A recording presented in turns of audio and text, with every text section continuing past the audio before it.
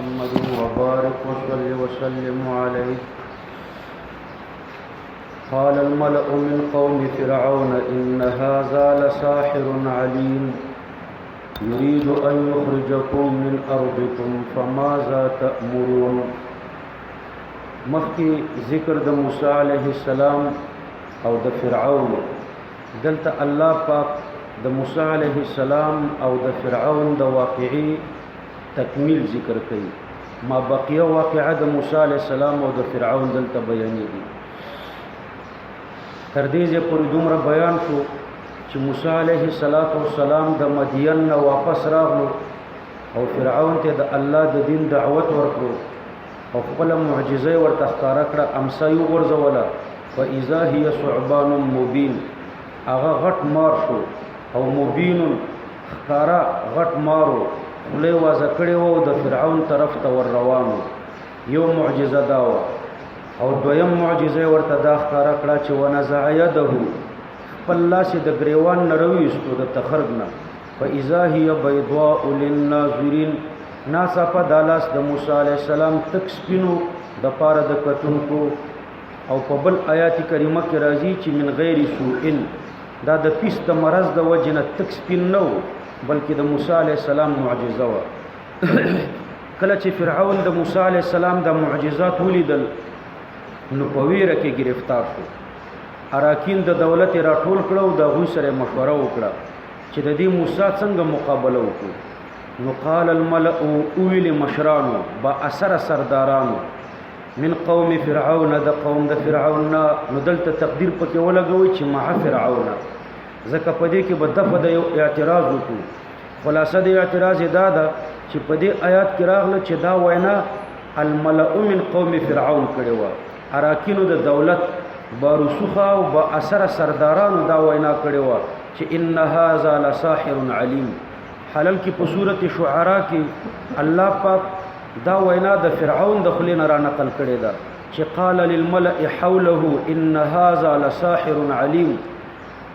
فرعون اراکینو د دولت ته ویلي ان هذا لساحر علیم، چې دا موسی علیه السلام چې د لساحر علیم، دا ساحر دی او ډیر پوی دی په علم سحر کې. نو د هغې نه خو معلومیږي چې دا وینا د فرعون وه. نو تطبیق دا دی چې دا وینا د دواړو وه. نو قال الملأ من قوم فرعون مع فرعون، دواړو دا وینا کړې وه. فرعون ابتداء کړې وه او بیا قوم په طریقې د حکایت باندې را نقل کړه. ان هذا لساحر علیم، بېشکه دا موسی علیه السلام خامخا ساحر دی، علیم ډیر پوی دی په علم سحر کې. یرید ان یخرجکم من ارضکم، اراده لري چې وباسي دا تاسو من ارضکم د دې ځمکې ستاسو نه. فماذا تأمرون، نو خبرې سیاسي کړه، دینی خبرې سیاسي خبرې ته واړوله چې د اراده لري چې تاسو د ملک نه وشړي. او د ملک نه شړل په عوامو باندې ډیر بد لګېږي. نو عوامي په احساساتو کې راوستل چې د اراده لري چې تاسو د خپل ځمکې او د خپل ملک نه وباسي.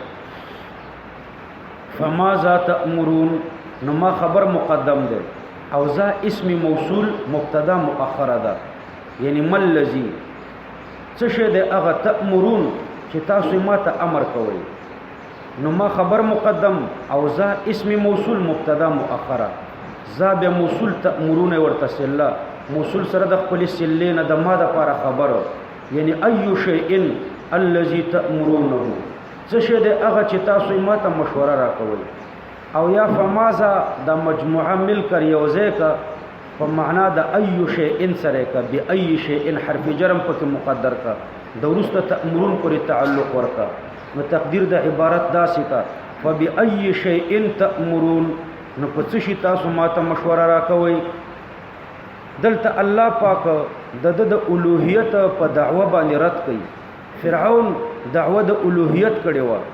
الله پاک فرمایي چې ګوره کده الہ وی نو د موسی علیه السلام نه ولې ویرېدلو، ولې د ساحرانو نه مدد غوښتلو او مشورې ته څه ضرورت و. قالو ارجه، اراکینو د دولت سردارانو با اثر سردارانو دوی ورته ویل چې ارجه مهلت ورکا. ارجه اصل کې ارجئه ده، ثم حذفت الحمزه وسكنت الهاء. حمزه حذف شو او ها ته سکون ورکړې شو نو ارجه مهلت ورکا واخاه او د ورور ته یعنی سمدستی مقتلوا یعنی اخر امرهما دلته امر بالتاخير په دې باندې دلالت کوي چې فرعون اراده کړې و چې موسی علی السلام او هارون علی السلام شهید کی خو اراکینو د دولت ورته ویلي چې د دوی په وجلو کې عجله نه د پکار بلکې مهلت ورکا وارسل فی المدائن حاشرین اولیګه په خارونو کې حاشرین راټولون کې د ساحرانو حاشرین یعنی راټولون کې د چا د پاره د ساحرانو د پاره دا دوړم ساحران دی او د سحر مقابله په سحر باندې کو نو ته د ساحرانو پسې راټولون کې ولیګه چې ساحران راټول کی یاتوک چرا ولتا ته بكل ساحر علیم چرا ولتا ته هر ساحر علیم چې ډیر پوي په علم سحر کې علیم فی علم السحر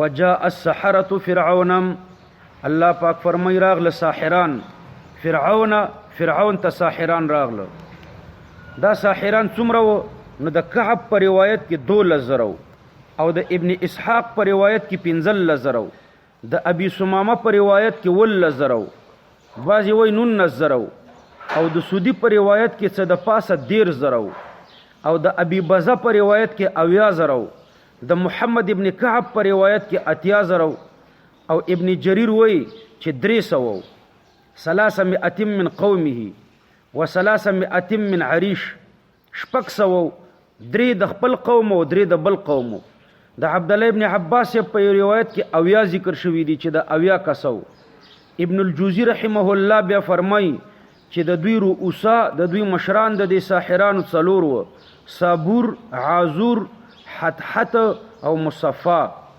په 300 اوخانوي بارونه درسیو او د همساګانو راوړیو نو مشهور روایت 10,000 ده 10,000 ساحرانو او دو پکې د دوی غټ مشرانو نو وجاء السحرة فرعون راغله ساحران فرعون ته قالوا دوی ورته ویلي چې ان لنا لاجرا استفهام پکې مراد ده یعنی ان لنا لاجرا ایوی به زمونږ د پاره خمزدوري ان كنا نحن الغالبين کچرته شومنګه همدامون کامیاب قال نعم فرعون ورته ویلي چې او لكم الاجر مال او دولت خو به درته درکم د دې سره به جاه او جلال هم درکم وانکم لمن المقربین او بشک تاسو به خامخا اوسئ من المقربین زما د نږدې هم مجلسونه یعنی مال او دولت بم درته ملاو شي هغه ته په نحم کې اشاره وکړه او عزت او جاه او جلال بم درته ملاو شي هغه په انکم لمن المقربین کې ورته اشاره وکړه قالوا يا موسى اما ان تلقي واما ان نكون نحن الملقين بعض علما فرمایي چې دلته ساحرانو ادب وکړو موسی عليه السلام نه اجازت وغوښتو چې اول تخپل کمالات ظاهر کا او یا به اول من خپل کمالات ظاهر کو او بعض مفسرین فرمایي چې نه دا خبره د دوی دا د لوی د وجنوا دوی خپل سحر ته ډیر مغرور وو نو قالوا يا موسى دوی ورته ویل چې یا موسی اما ان تلقیا یا خو به ته غورځوي و اما ان نکون او یا داده چې شو مونږه او اما او یاد ان داده نکون چې شو نحنو مونږه نکون چې شو نحنو یعنی امدا مونږه الملقین غورځون کی نوره المانی دلته لیکي قاله السحرة مراعاتا للادب ساحرانو دا خبره وکړه د پاره د رعایت د ادب او لبیان یا د کبر او د غرور د وجنه وکړه چې لا يختلف الحال عليهم بالتقديم والتاخير زمون باندې حال مختلف نه ده تمخ کې خپل کمالات ظاهروي او کورسته ظاهروي لیکن د دوی رغبت په تقدیم کې لکه تعریف د خبر چې ور باندې دلالت کوي نحن الملقين یو خو خبر معرفه ذکر کړه بلې په منځ کې ضمیر فصل راوړو نحنو نو ضمیر فصل په دې دلالت کوي چې نحن نلقي لا غیرنا یعنی یوازې موږ به غورځو او بل به نه غورځو او دا رنګ تاکید د ضمیر مستتر وکړو د دې تاکید معنا دا ده چې نحن نلقي البتتا خامخا به موږ غورځو نو موسی علی السلام د دوی په دې رغبت باندې پوه شو د رغبت جمله ذکر کړه چې اول به موږ غورځو قال او فرمایل موسی علیہ السلام تکرما تسامحا وسوقا بشانه وتحقيرا لهم وعدم مبالات بهم. موسی علیہ السلام تکرما فرمایل چې ځاول تاسو مخکې شئ خپل کمالات او سحر او جادو ښکارا کړئ. دویم تسامحا تسامح وکړه او درې وسوقا بشانه په الله اعتمادو چې که زمخ کې خپل امسا وغورځوم او کورسته وغورځوم الله پاک به ماته غلبه راکړي. وتحقيرا لهم دارنګه د ساحرانو تحقیر مقصدو وعدم مبالات بهم او بے پروايي په دې ساحرانو مقصود و چې ماته هیڅ پروا نشته زي اول تاسو خپل کمالات ښکارا کړئ. فلما القوا چې کله اغوی خپل پړی وغورځول نو میل فی میل یو میل طول یو میل عرض دومره میدان د مارانو نه ډک شو. بس صرف ماران ښکارېده او یو په بل اوخته او دا میدان په حرکتو. نو سحروا اعین الناس دوی سحر وکړو د خلکو په سترګو یعنی چې شومبندي وکړه. واسترهبوهم او ویرول دوی خلک یې ویرول. نو چې شومبندي وکړه دا د سحر یو نوعه ده چې په دې کې چې شومبندي کیږي. په بل نوعه د سحر کې تبدیل د ماهیت هم کیږي. د سحر په وجه یو ماهیت په بل ماهیت هم بدلیږي. لکه د هاروت او د ماروت په واقعه کې راځي دلته کعب الاحبار سے فرمای لولا کلمات اقولهن لجعلني اليهود حمارا. کما ته داسې کلمات نه وې زده چې زی وایم دا خو يهودي او بیا مسلمان شو نو يهود ورته ډیر غوسو.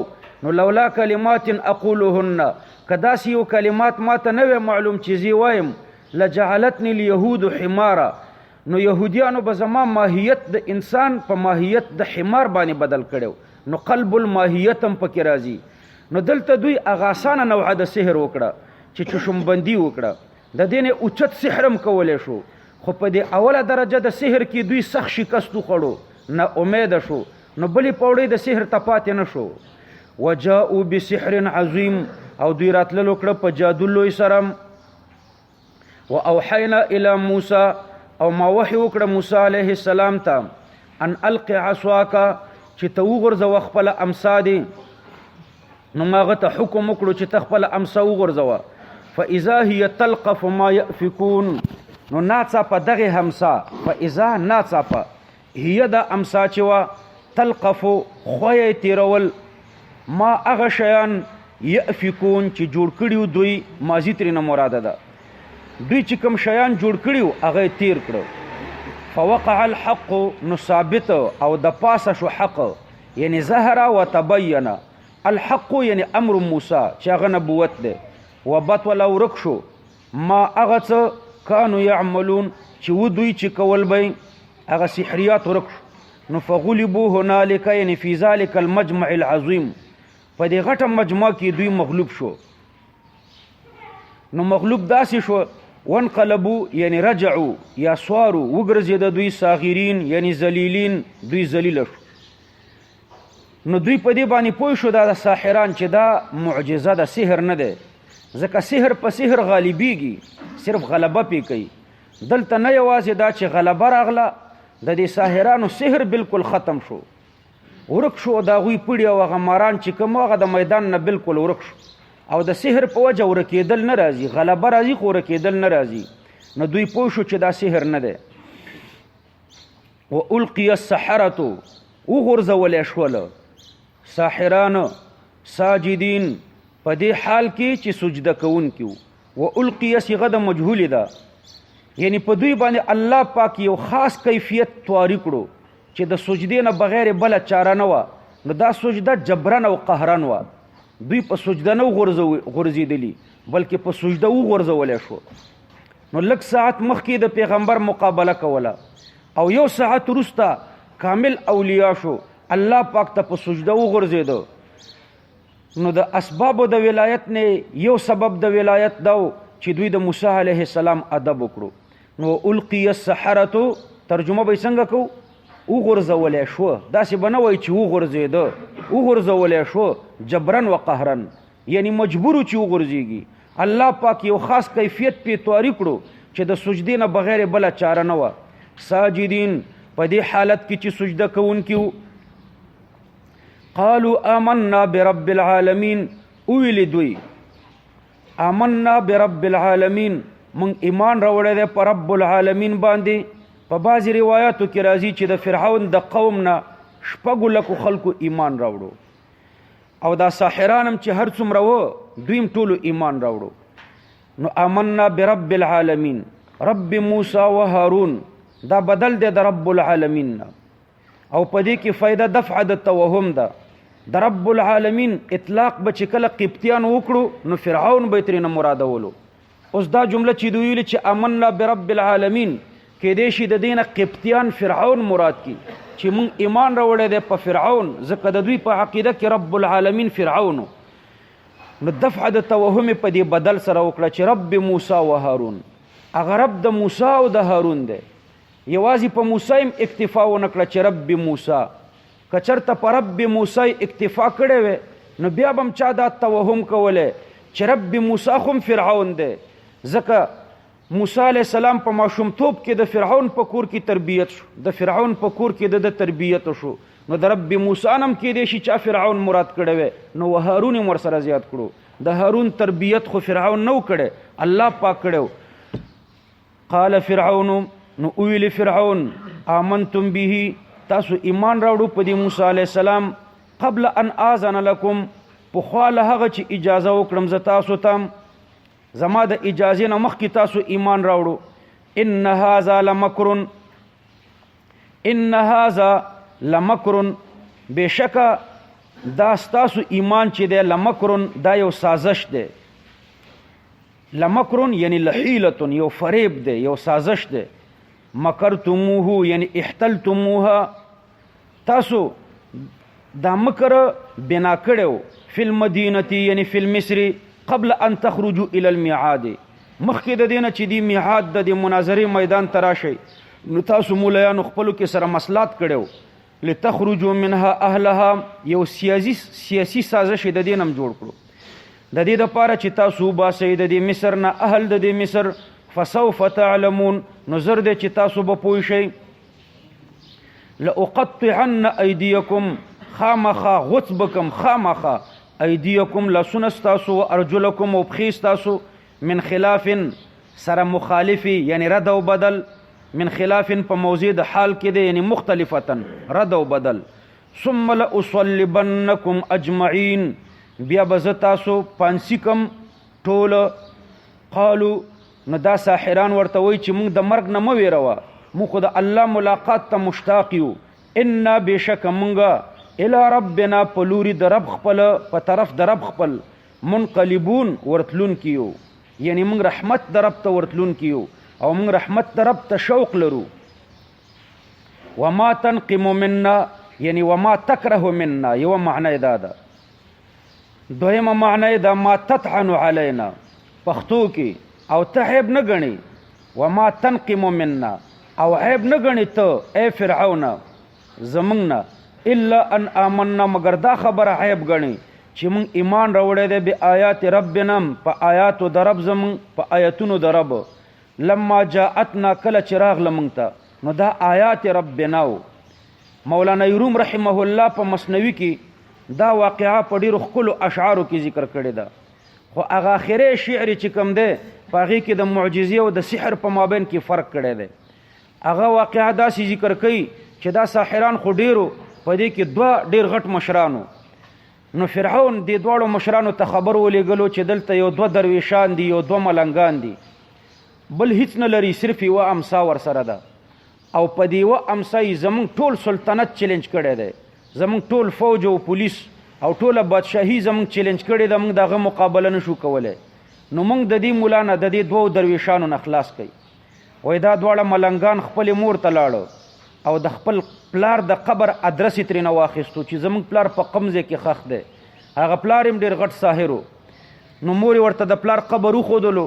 مولانا روم رحمه الله شعارو کې فرمایي چې دا دواړه ورغله د پلار قبر سره، 3 ورځې هلته روژه ونیوله د فرعون په نوم باندې، او 3 ورځې هلته ریاضت او مجاهده وکړه، او بیا خپل پلار ته مخاطب شو چې د داسې یو کس د 2 درویشانو سره زمونږ مقابله راتلونکې ده، او دا دواړه داسې درویشان دي چې صرف یو امثال لري، او د فرعون ټول فوج او پولیس ترې نه ویریږي نو ته موږ ته ووایه چې د ده سره موږ مقابله کولی شو که نه شو کولی نو وایه هغه مړي ورته د قبر نه وویلې مولانا روم رحمه الله په اشعارو کې عجیب انداز کې وایي چې زه خو ټول حل درته نشم ویلی خو تاسو داسې چلو کوئ زه تاسو ته یو حکمت ښیم تاسو ورشئ چې کله موسی علیه السلام او د هارون ویده ولیدل نو د دوی امسا به په څنګ کې پرتی تاسو که د امسا ترې نه غلا کړی شوه نو بیا دا دواړه ساحران دي بیا تاسو ورسره مقابله کولی شئ او که امسا هم ترې نه پټه نه کړی شوه غلا هم نه کړه نو بیا تاسو د ده سره مقابله نه شئ کولی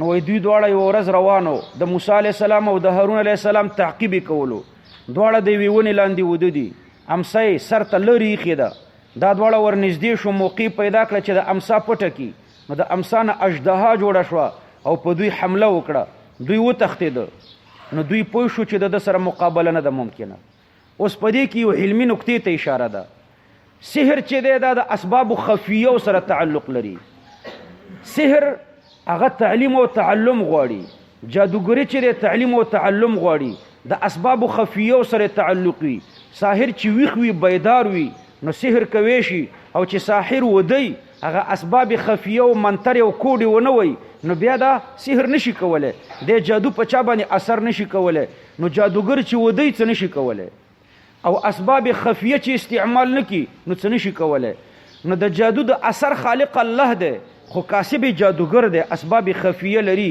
او د چې کله ویخي نو بیا سحریات کولی شي او معجزه د اسباب سره تعلق نه لري دا خداوندی ورکړه ده هارون علیه السلام او موسی علیه السلام دواړه ویده دي معجزه ښکاره کیږي دا دواړه نه دي خبر خو معجزه ښکاره شوه یعنی مطلب دا چې په معجزه کې نه د پیغمبر خلق وي او نه د پیغمبر کسب وي بلکې خلق هم د الله دی او کسب هم پکې د پیغمبر نه دی صرف د پیغمبر په لاس باندې ظاهریږي د پیغمبر پکې څه اختیار نه وي ولې که د پیغمبر پکې اختیار وی نو دلته خو اختیار سلب وکنه هارون علیه السلام او موسی علیه السلام دواړه ویده دي او معجزه بیا هم ښکاره شوه نو د دوی د کسب او د اختیار دپاره پکې دخل نه دا د سحر او د معجزې په مابین کې فرق دی په سحر کې کسب او اختیار د عبد لره دخل دی او د اسباب خفیو سره تعلق لري او په معجزه کې کسب او اختیار د بنده لره دخل نه او د اسباب سره تعلق نه لري بلکې الهي ورکړه ده نو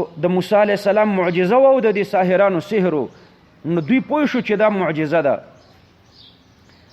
ربنا افرغ علینا صبرا یا الله پاک راتوی کړه په موږ باندې صبر راواړوه په موږ باندې صبر لکه تاسو چې لامبئ په تشناب کې نو د پاسه په ځان اوبه راواړوئ دې ته افراغ وایي نو انزلې ونه ویلې بلکې افراغ یې ویلې افراغ چې لوښې ډک شي او اوبه ترې نه توی شي نو دې ته افراغ وایي یعنی دومره ډیر صبر په موږ راواړوه چې زموږ نه لاندې هم توی شي نو راتوی کړه په موږ باندې صبر وتوفنا مسلمین او مړه کړه موږ په داسې حال کې چې مسلمانان یو یعنی اصل اعتبار خاتمه لره ده موږ خو مسلمانان شو خو وفات زمونږ هم په اسلام باندې کا اوس په دې کې دوه روایت دي چې فرعون د دوی لاسونه او پښې رد او بدل غوڅې کړي او که غوڅې نه کړي نو بعضې روایاتو کې راځي چې د دې ساحرانو لاسونه او پښې غوڅې کړي او بیا یې پانسیم کړه لیکن راجح دا دی چې فرعون دوی ته په عذاب ورکولو باندې قادر نه شو وجه دا ده چې الله پاک د موسی علیه السلام سره چې وعده کړې وه بل آیات کریمه کې راځي فلا یصلون الیکما بآیاتنا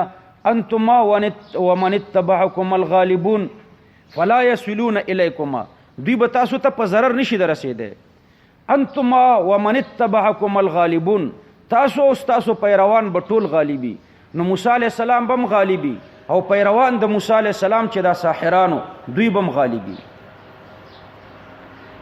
وقال الملأ من قوم فرعون تکمیل د دې واقعې دی ویلم الملأ مشرانو باروسوخه سردارانو من قوم فرعون د قوم د فرعون اتذر موسی وقومه ويتفردي موسی علیه السلام او قوم د موسی علیه السلام ليفسدوا في الارض د دې لپاره چې فساد وکړي په ځمکه کې فسادا دینیا و دنیویا دینی فسادم کوي ستا د عبادت نه خلق اړي او دنیوي فسادم کوي موږ د خپل ملک نه شړي ويزرکا او پریدي عبادت ستا ويزرکا یعنی ويزر عبادتک مضارع په معنا د ماضی سره ده او پریدي یعنی پریخه ده عبادت ستا و الہتکم او عبادت د خدایانو ستا نو ستا عبادت او ستا د خدایانو عبادت پریخه ده و یزرک منصوب ده په یفسد ور عطف ده لیفسدو التا ان مقدر ده نو و یزرک و الہتک یعنی معبوداتک په بعض روایتو کې راځي چې قبطیانو به د فرعون عبادت کولو او فرعون به بیا دستور عبادت کولو نو موسی علیہ السلام او هارون علیہ السلام نستا عبادت کوي او نستا د معبودانو یعنی دستور عبادت هم نه کوي نو و یزرک و الہتک او بعض علما فرمایي چې دلته فرعون ځان ته رب العالمین ویلي انا ربکم الاعلى نو د خپل شکل بوتان جوړ کړیو نور خلقو به د بوتانو عبادت کولو او بوتان د هم شکلو نو د دې ټولو بوتانو ځان سردار ګڼلو چې دا ستاسو خدایان دي ادنا خدایان هم دادي او اعلی خدایم زم نو ويزرکا پریدي د عبادت ستا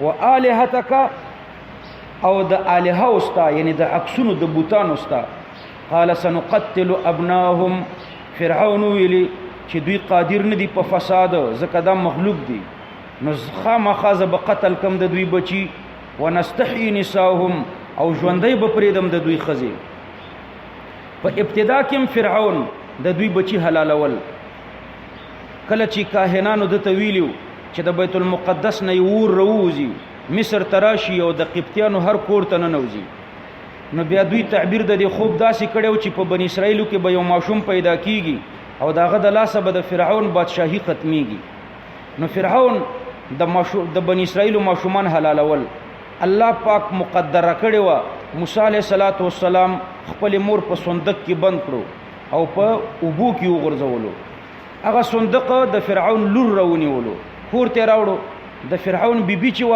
هغه د موسی علیہ السلام تربیت وکړو موسی علیہ السلام چې کله زلمه او ځوان شو نو د شاهزاده شاهي قصر کې اوسېدو او د فرعون په بادشاہي کې د حکم ډیر ښه چلیدو بیا فرعون د بنی اسرائیلو د ماشومانو حلالول بند کړي یو څه زمانه بند کړي کله چې موسی علیہ السلام هغه قبطی وژلو او مدین ته لاړو او به د شعیب علیہ السلام د لور سره نکاح وکړو واپس راغی فرعون ته دعوت ورکړو دومره مقابله وشوه نو فرعون بیا ویل چې بیا به زده د ماشومان حلالوم هغه لږه زمانہ وقفه د حلالولو په منځ کې راغلی و هغه وقفه ختم شوه به د بنی اسرائیل د ماشومان حلالول شروع کړو وان فوقهم قاهرون او بشک مون چې فوقهم د پاسه دغه قاهرون زوروریو نو د موسی علی السلام په باره کې څه نشو ویلې وای د بنی اسرائیل ماشومان به حلالو ماشومان حلالول او دا دوه درویشان نشو حلالول او نه دوی ته عذاب ورکول شو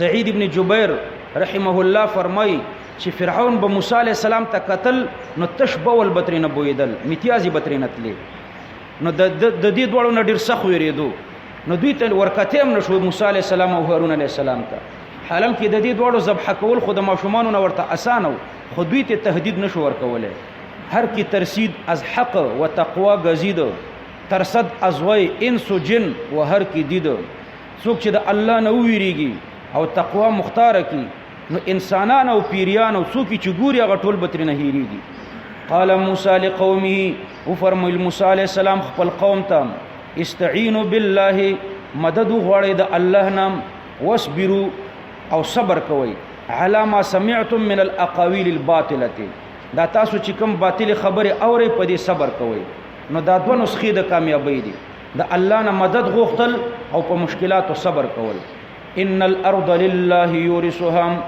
بشکا الارض چې د غزمکه د مصر زمکه د مصر الف لام د عهد د پاره ده او یا مطلق زمکه نو لله د الله لردم یورثها من یشاء وارث ګرځوي الله پاک د دې زمکی من یشاء هغه څوک چې اراده و فرمایي ورته الله پاک من عباده د خپل بندگانو نام نو هغه د دې زمکی وارث ګرځي یو قوم ترنه لري کوي او هغه کسي وارث ګرځي چاته چې د الله اراده وشي والعاقبه او خاتمه چې ده للمتقین دا د پاره د ویریدونکو د الله نام یعنی ليس کما زعم فرعون ان فوقهم قاهرون فرعون خدا ویلو چې زه د پاسه د دوی زورور یو منګه نو قهر او غلبه د الله د پاره ده. قالو نو بنی اسرائیل هارون علیہ السلام او موسی علیہ السلام ته ویل چې اوزینا من قبل ان تاتینا، مونږ ته تکلیف را رسولې شوې ده د فرعونیانو نه، من قبل ان تاتینا مخکې د دینه چې تم تراش مخکې زمونږ بچی دوی علالول، ومن بعد ما جئتنا ورسته دا غینه چې تم تراغلی، دا د دویمه دورانیه شروع شو، زمونږ بچی بیا حلالول شروع شو. قال موسی علیہ السلام ورته فرمایل عسى ربکم نجدید چې رب ستاسي ان یهلک هلاک کړي عدوکم دښمن ستاسي ويستخلفکم او خلیفہ کړي تاسي فی الارض په دغه ځمکه کې دا غوی جانشین تاسو کې فینظر نو بیا به ګوري کیف تعملون چې څنګه عمل کوي تاسو.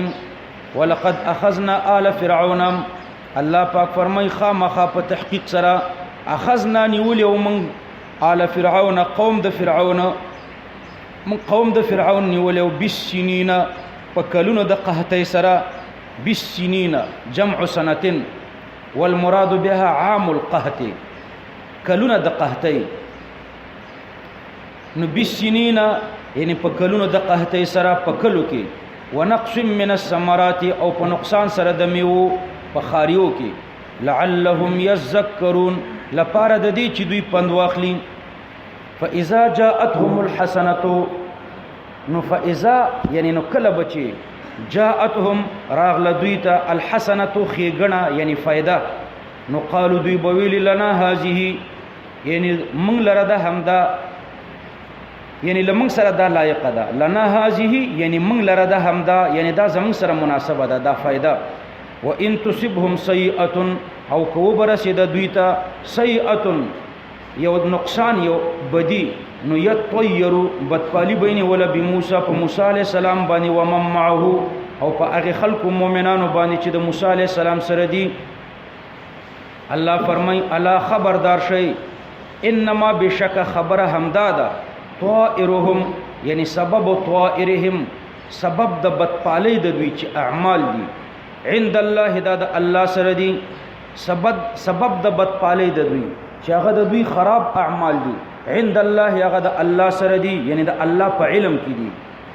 ولكن اکثرهم لا يعلمون لیکن زیات د دوی نه پوهیږي. وقالوا مهما تأتنا به من آية لتسحرنا بها فما نحن لك بمؤمنين. وقالوا ولدي قبطيانو دي فرعونيانو موسی علیہ السلام ته مهما یعنی هر شی تأتنا به چرای وړي تمتا به هغه شی مهما هر شی تأتنا چرای وړي ته مونږ ته به هغه شی چې هغه عبارت د دلیل او د معجزې نه ده، من آیه چې هغه عبارت د دلیل او د معجزې نه ده، لتسحرنا بها لپاره د دې چې جادو کړی ته په مونږ باندې، فما نحن لك بمؤمنین نو مونږ نه یو تعالی را ایمان راوړونکي. مهما تأتنا به مهما تأتنا به من آیه دا به ضمیر دی مهما تراجه ده، مهما عبارت د معجزات او د دلایل نه ده، د مهما خپل معنا د هر شی چې هغه عبارت د دلایل او د معجزات نه ده. تأتنا چې راوړي تم ته به په دې مهما باندې چې هغه دلایل او معجزات دي، من آیه چې هغه عبارت د دلایل او د معجزات نه ده، دا د مهما د لپاره بیان ده. من آیه دوی ورته آیت ویلې مجاراتا لموسی، کني دوی به د موسی علیہ السلام دلایل ته سحر ویلې آیت ورته نه ویلې، خو مجاراتا د موسی علیہ السلام د مجارات د وجنه مجاراتا للخصم نو د دین تعبیر په آیات باندې وکړو. فارسلنا عليهم الطوفان ها ضمیرم مهما تراجه ده او مهما تأتنا به دا هی ضمیرم مهما تراجه ده، ضمیر د مذکر مرتراجه شو په به کی او په بها کی ضمیر د مؤنث ورتراجه شو، رعایتا لللفظ ورعایتا للمعنى. نو به کی رعایت د معنا شوه، رعایت د لفظ شوه ده، مهما په لفظ کې مذکر ده، او لتسحرنا بها په دې کې رعایت د معنا شوه ده، ځکه مهما په معنا کې عبارت د آیاتو د معجزاتو نه دی. نو یو ذکر رعایت د لفظ شو، بل ذکر رعایت د معنا وشو. دا دواړه ضمیرین د مهما ته راځي. فارسلنا علیهم الطوفان، نو ما راولېږلو په دوی باندې طوفان. طوفان ما طاف بهم وغشا اماکنهم وحروسهم من مطر او سیل. دا طوفان عبارت د باران او یا د سیلاب نه دی. نو په دې می بارانونه، طوفانی بارانونه پیراغله او سیلابونه پیراغله، او دې باران او سیلاب ته طوفان ویلې ځکه دا په کورونو په فصلونو د دوی را تاو شو، طواف وکړو. والجرادم، او راولېږل په دوی باندې ما ملخان، والقمل او سپګي، والضفادع او چندخي، والدم او وینه، آیات مفصلات، حال دا چې دغه شیان دلایل و مفصلات سره بیل بیل، یعنی د هر دوو په منځ کې یوه میاشت فاصله وه. د سعید ابن جبیر په روایت کې راځي چې اول الله پاک په دوی باندې سخته قحطي راوسته. نو چې قحطي پرې راغله، دوی موسی علیه السلام ته فریاد شروع کړو چې که الله پاک دا قحطي لري کړي نو موږ به په تا ایمان راوړو. ته دعا وکړه. وعده یې وکړه د موسی علیه السلام سره. موسی علیه السلام چې دعا وکړه، الله قحطي لرې کړه، بارانونه په دوی باندې شروع شو. نو چې بارانونه شروع شو، دوی وعده خلافي وکړه، ایمان یې را نه وړو. الله پاک د هغې بارانونو طوفان ورته جوړ کړو. سیلابونه راغله او طوفانونه راغله، د دوی کورونه او فصلونه د تباهۍ په حالت کې شو. نو چې تباه کېدو ته نږدې شو، دوی بیا موسی علیه السلام ته راغله چې بس دا عذاب دپاره دعا وکړه چې الله دا طوفان لرې کړي، موږ به په تا بیا ایمان راوړو. موسی علیه السلام دعا وکړه، الله پاک هغه طوفانونه ودرول، او کم بارانونه چې په دوی وریدلی هغه ورته سبب د خیر شو. د دوی فصلونه ښه ډېر وشو. نو چې ښه ډېر فصلونه وشو، بیا هم دوی ایمان را نه وړو، وعده خلافي وکړه. فصلونه ډېرې فصلونه ودرېده، خو ایمان را نه وړو. چې کله داسې شوه، نو الله پې دریم عذاب مسلط کړو. ملخان د دوی په فصلونو مسلط کړه. نو چې ملخان د دوی په فصلونو مسلط کړه، فصلونه بیا د تباهۍ په حالت کې شو. نو بیا موسی علیه السلام ته راغله او وعده یې وکړه چې موږ به ایمان راوړو. الله ته دعا وکړه چې الله پاک د ملخانو عذاب زموږ نه لرې کړي. موسی علیه السلام بیا ورته دعا وکړه، الله د ملخانو عذاب لرې کړو. دوی ترې شلې وکړي او دا غنم او فصلونه او جوارې دا په بوجیو کې واچول. نو چې کله بوجې ډکې کړي او ښه مطمئن شو چې اوس خو د ملخانو د عذاب نه خلاص شو، نو بیا یې سرکشي شروع کړه. په موسی علیه السلام بیا ایمان را نه وړو. نو چې بیا ایمان را نه وړو، الله دریم بل عذاب پې مسلط کړو. دریم خو نه شو، څلورم دی که پنځم دی. نو بل عذاب الله پاک د سپږو پې مسلط کړو. د دوی په دې غنم او په جوارو کې سپږې او چینجي شروع شو، په دې بوجیو کې. نو چې دا سپږې او چینجي او رګې پکې شروع شوې، نو بیا موسی علیه السلام ته فریاد شروع کړو چې الله ته سوال وکړه چې د دې عذاب نه خلاص کړي، او چې د دې عذاب نه خلاص کړو موږ به ضرور ایمان راوړو. موسی علیه السلام بیا دعا وکړه چې الله پاک دا د سپږو د چینجي او د ورګو عذاب هم ترې نه لرې کړه، دوی به ایمان راوړي. چې هغه یې ترې نه لرې کړو، نو بیا دوی سرکشي شروع کړه. په موسی علیه السلام بیا ایمان نه راوړو. نو بیا الله د چنډخو او د وینو او د دې خوراکونو د فساد عذاب پې راوستو. دا خوراکونه بوین شو. چنډخې به دومره ډېرې وي چې دوی به خبرې کولې هم خولې ته به یې ورټوپ کړو. اوبه به یې دومره فاسدې وي چې جام کې به اوبه وي چې خولې ته به یې نږدې کړې، هغې نه به وینه جوړه شوه. یو جام به یو طرف ته به اسرائیلي ور باندې خوله ایښې وه، او بل طرف ته به قبطي ور باندې خوله ایښې وه. قبطي ته به وینه ورتله او اسرائیلي ته به سبطي اسرائیلي هغه ته به صفا اوبه ورتلې. نو الله فرمای فارسلنا علیهم الطوفان والجراد والقمل والضفادع والدم. نو په دې ترتیب الله دا عذابونه ور باندې راوستل. د وینو عذاب پې راغلو. آیات حال دا چې دغه شیان آیات دلایل و مفصلات سره بیل بیل کړی شوي. مفصلات یعنی جدا جدا کړی شوي. د هر دوو ترمنځ یوه میاشت به فاصله راتله تقریبا. فاستکبرون تکبر وکړو دوی. وکانو قوما مجرمین، او دوی قوم ګناهګاران. ولما وقع علیهم الرجز، او چې کله به واقع شو په دوی باندې کوم عذاب، نو قالو دوی به ویلي یا موسی ادع لنا ربک، اے موسی یا موسی ادع لنا ربک، اے موسی وغواړه دعا وکړه زموږ دپاره ربک د خپل رب نه دی. بما عهد عندك، ما مصدریه ده یعنی بعهده، عندك په وسیله د عهد د الله چې ستا سره دی، عهد د الله چې ستا سره دی د هغې په وسیله ته دعا وکړه چې هغه نبوت دی. نبوت ته عهد ویلې، ځکه دا نبوت هم چې وي دام د الله او د بنده په مابین کې یو تړونی. نو د دې تړون په وجه باندې الله پاک د پیغمبرانو عزت کړی دی او پیغمبرانو بیا مشقت د دې پیغمبرۍ برداشت کړی دی.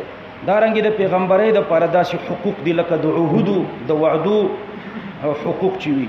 بما عهد عندك یعنی بعهده په سبب د عهد د الله پاک چې ستا سره کړی دی چې هغه نبوت دی، یعنی د نبوت په وسیله دعا وکړه. نو د عهد نه نبوت مراد دی.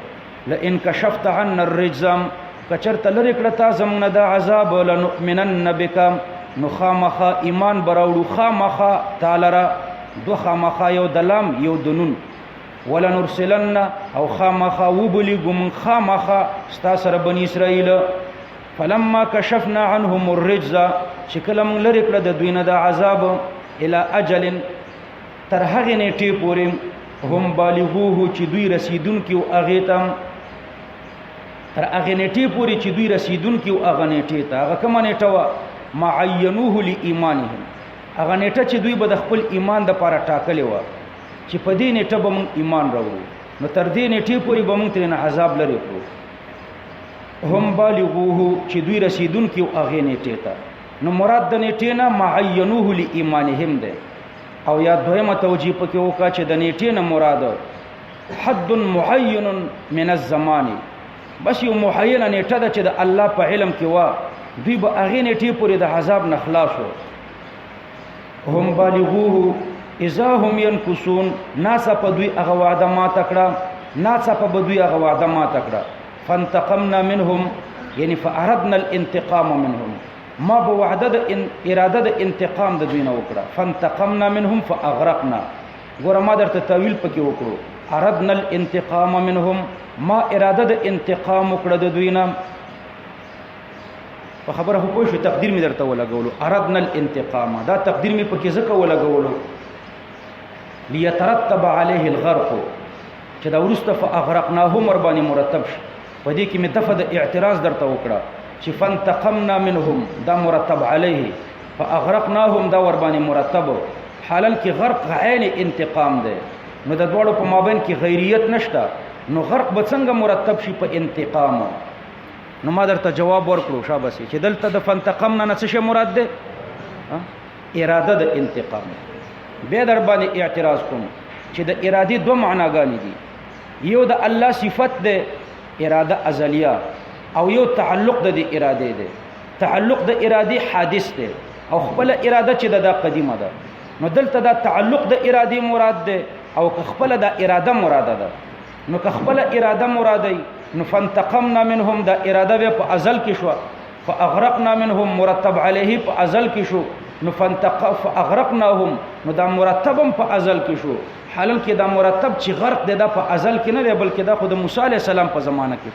نو که اراده ازلیه مراد کې نو فانتقمنا منهم اراده ازلیه مرتب علیه، فاغرقناهم دا وربانی مرتب علیه ازلی خبره ده. نو دا مرتب چې غرق دی دا هم ازلی وي، حالم کې غرق ازلی نه و. او کچرته د فانتقمنا نه تعلق د ارادي واخلي نو فانتقمنا منهم یعنی تعلق د ارادي زما د انتقام راغی. تعلق د ارادي نو تعلق د ارادي د انتقام راغی.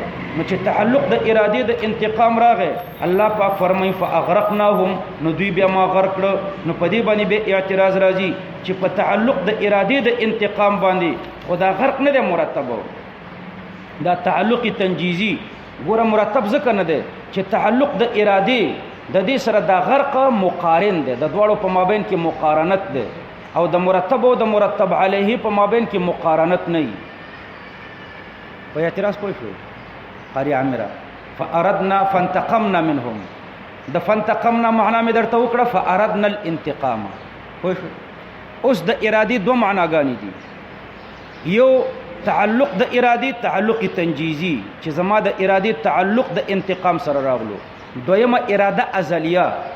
نو که اراده ازلیه مراده وي نو بیا به معنا دی چې فانتقمنا منهم په ازل کې می اراده د انتقام ورته وکړه دا په ازل کې اراده د انتقام مرتب علیه فاغرقناهم نو دوی می غرق له دا ور باندې مرتب نو دا مرتب علیه خو په ازل کې دی نو دا مرتب هم په ازل کې نو فاغرقناهم دا په ازل کې غرق شوی وي حالانکه په ازل کې نو دوی غرق شوی او که تعلق د ارادي ترنه مراد کوي چې زما اراده متعلق شو دا تعلق تنجیزی ترنه مراد کوي نو به اعتراض راځي چې دا تعلق د ارادي دا د غرق سره په زمانہ کې مقارنه ده په یو زمانہ کې په یو ان کې دواړه شوې دي نو څنګه یو مرتب علیه شو بل مرتب شو تاسو ورته جواب ورکړئ چې دلته قصد د تعلق د ارادي مراد ده فانتقمنا نه تعلق د ارادي مراد ده او د تعلق د ارادي نه څه مراد ده قصد د تعلق د اراده نو ما قصد د تعلق د اراده وکړو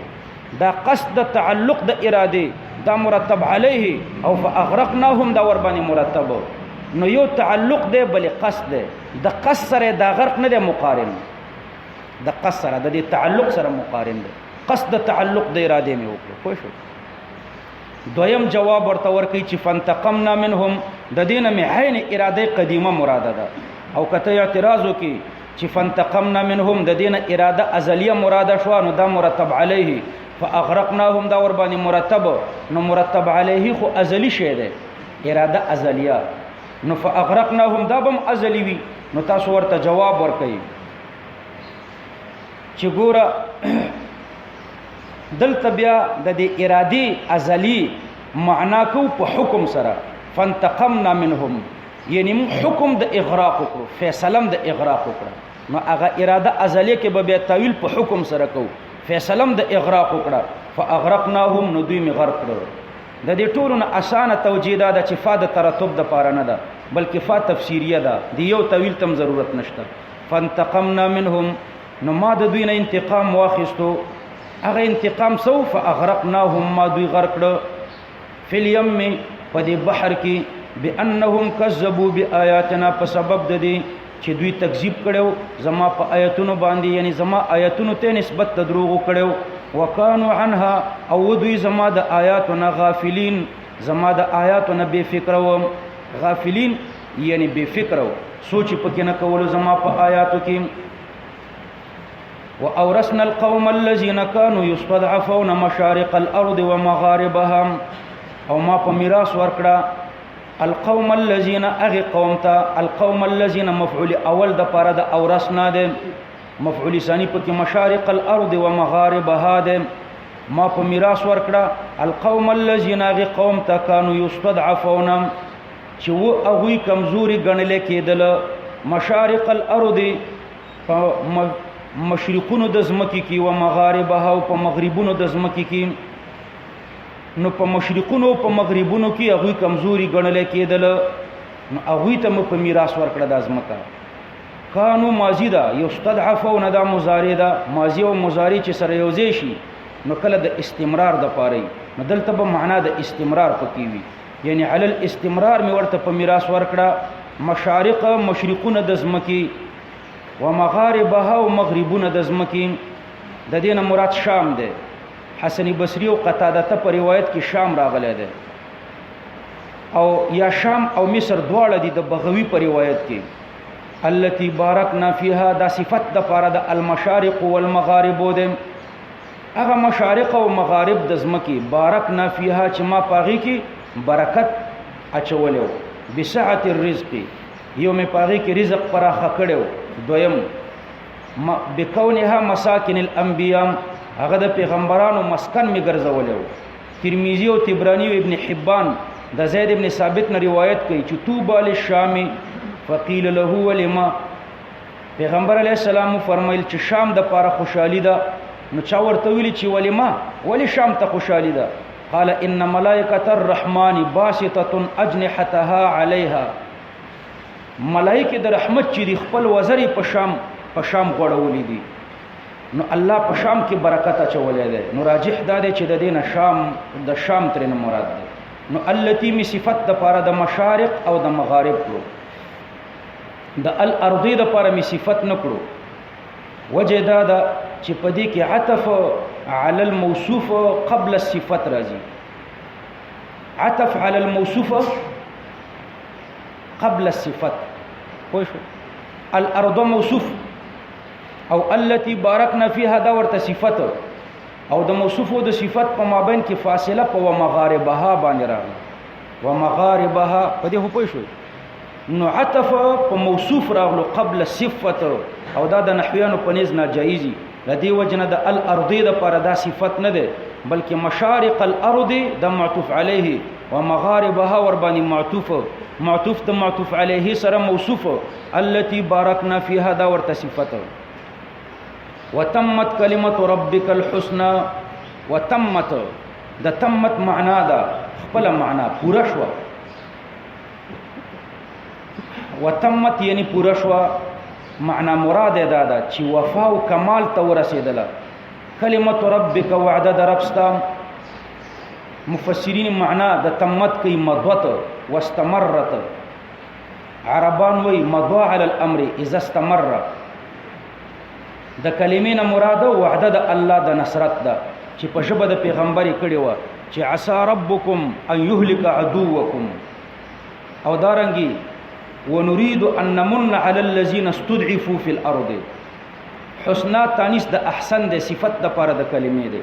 نو وتمت او پورا شو کلمه ربک وعده د ربستا الحسنى چې نیک وعده ده. اغنیک وعده د ربستا چې عسى ربکم ان يهلك عدوکم. نو دا وعده در سره الله پورا علی بنی اسرائیل چې نیک وعده ده دا پورا شو په بنی اسرائیل باندې بما صبروا په سبب د صبر د دوی. ودمرنا او خراب کړي مونږه. ودمرنا او خراب کړي مونږ یعنی خربنا خراب کړي مونږ ما هغه بنگلي القصور کان يصنع فرعون چې وو يصنع چې جوړولي به فرعون او قوم د فرعون یعنی ودانولي به فرعون او قوم د فرعون. نو هغه ما خراب کړي. وما او هغه پخي بنگلي کانو چې ودوي يعرشون چې لوړولي به او چتولي به یعنی يرفعون. وجاوزنا او تیر کل مونږه د بنی اسرائیل با زائده ده. جاوزنا بنی اسرائیل تیر کل مونږ بنی اسرائیل البحر د بحرنا. فاتوا على قوم نراغ لدوی په یو قوم باندې يعكفون على اصنام لهم. يعكفون یعنی يواظبون على اصنام یعنی على عبادت اصنام. پښتو کې معنی دا ده چې تل به ولاړو په عبادت د بوتانو چې د دوی د پاره وو. عمالقه الکنعانیین قالوا یا موسی. نو دوی ویل موسی علیہ السلام ته چې یا موسی اجعل لنا الها. یا موسی مقرر کا زموږ د پاره یو معبود کما لهم الها لکه د دوی د پاره چې دا معبودان دي. کما صفت د الهن ده په اعتبار د متعلق او د ما موصوله د لهم مرتسله ده. الهتون بدل د ضمیر مستترنه پدی لهم کې لکه د دوی د پاره چې داسې معبودان دي نو موږ تم داسې محسوس معبودان مقرر کړ. قال انکم قوم تجهلون. او فرمایل ورته موسی علیہ السلام چې بشک تاسو چې قوم یو قوم یې داسې قوم تجهلون چې نه پوهیږي. په څه نه پوهیږي؟ په دې نه پوهیږي چې بت پرستی دا د عاقلانو کار نه دی. انها اولای بشک دغه بت پرستان چې دي متبرن هلاک کړي شوی دي ما هغه دین هم فيه چې دوی په دې کې دي وباطل نو غلط ده ما هغه عمل كانوا يعملون چې وی دوی چې کوي. قال اغير الله هذا جواب وما قبله مقدمه الجواب. مخکې مقدمه د جواب اوصل موسی علیہ السلام ورته جواب ورکړي. اغير الله ابغيكم الها. اغير الله اي غير د الله نه ابغيكم ولټوم ز تاسو ته الها بل معبود وهو فضلكم على العالمين. او حال دا چې الله پاک فضیلت درکړو تاسو ته په عالم باندې د خپل زماني. واذ انجيناكم من آل فرعون. یاد کړئ هغه وخت چې ما تاسو ته نجات درکړو د قوم د فرعون نه. يسومونكم چې رسول به تاسو ته سوء العذاب بد عذاب. يقتلون ابناكم وجلبدي قوم د فرعون بچی تاسو. ويستحيون نساءكم او ژوندۍ به پر خودلې خزي تاسو. وفي ذلكم پدې نعمت وفي ذلك په دې نجات کې کوم تاسو ته ویم بلاء النعمت یا فی ذلک په دې قتل کې په دې عذاب کې کوم تاسو ته ویم بلاء امتحان من ربکم د جانب د رب تاسو نه عظیم غټ امتحان وواعدنا موسی 30 ليله وعدنا په معنا د وعدنا سره ده او یا په خپل حقیقت پرې ده باب د مفاعله د موسی علی السلام د طرف نه قبل ولو او د الله د طرف نه وعده کولو نو د یو طرف نه وعده ده او د بل طرف نه قبل ول دي نو دې ځکه باب د مفاعله استعمالي کې لکه معالجه د یو طرف نه علاج او د بل طرف نه قبول د علاج نو وعدنا موسی وعده وکړه موږ د موسی علی السلام سره 30 ليله دیر شپې د ذوالقعدې د میاشتې وعده مې ور سره وکړه چې د ذوالقعدې میاشت اعتکاف وکړه زبتا ته تورات درکم شهر ذوالقعده واتممناها او بیا پوره کړم هغه دیر شپې ب10 پلس نور باندې لس ورځې د ذوالحجې مر سره شو نو موسی علی السلام چې دیر شپې اعتکاف وکړو روزه ونیوله نو د خلینې بویتلو او به مسواک استعمال کړو نو الله پاک لس ورځې نور روزه مر باندې ونیوله چې په خله کې بیا غ د روزي بوی پیدا شي فتم میقات ربه نو پوره شو وعده د رب د 40 ليله سلويق شپې نو د اول د ذوالقعدې نه شروع تر لسم د ذوالحجې پورې نو په لسم د ذوالحجې د الله سره ملاقات وکړو او الله پاک ورته تورات ورکړو لدی وجنه دا د اختر ورځي نو 40 ليله فإن للأربعينات دخل في انقلاب الأحوال فأربعيناتو کې د انقلاباتو د پر دخلي نو څلويخ شپې چلې وکړه وقال موسى لأخيه وفرمایل موسی عليه السلام خپل ورور ته وقت ذهابه الى الطور کله چې موسی عليه السلام کوه تور ته د الله پاک ملاقات تطلو دا څلويخ شپې چلې کوله نو وفرمایل موسی عليه السلام خپل ورور ته هارون چې هغه هارون دی هارون پدې کې څلور ترکیب دي نورم پکې ډیر دي یا بدل دی د اخیه نه یا عطف بیان دی د پاره د اخیه یا مفعول به د پاره د اعنی مقدر دی یا منادا د په حذف د حرف ندا چې یا هارون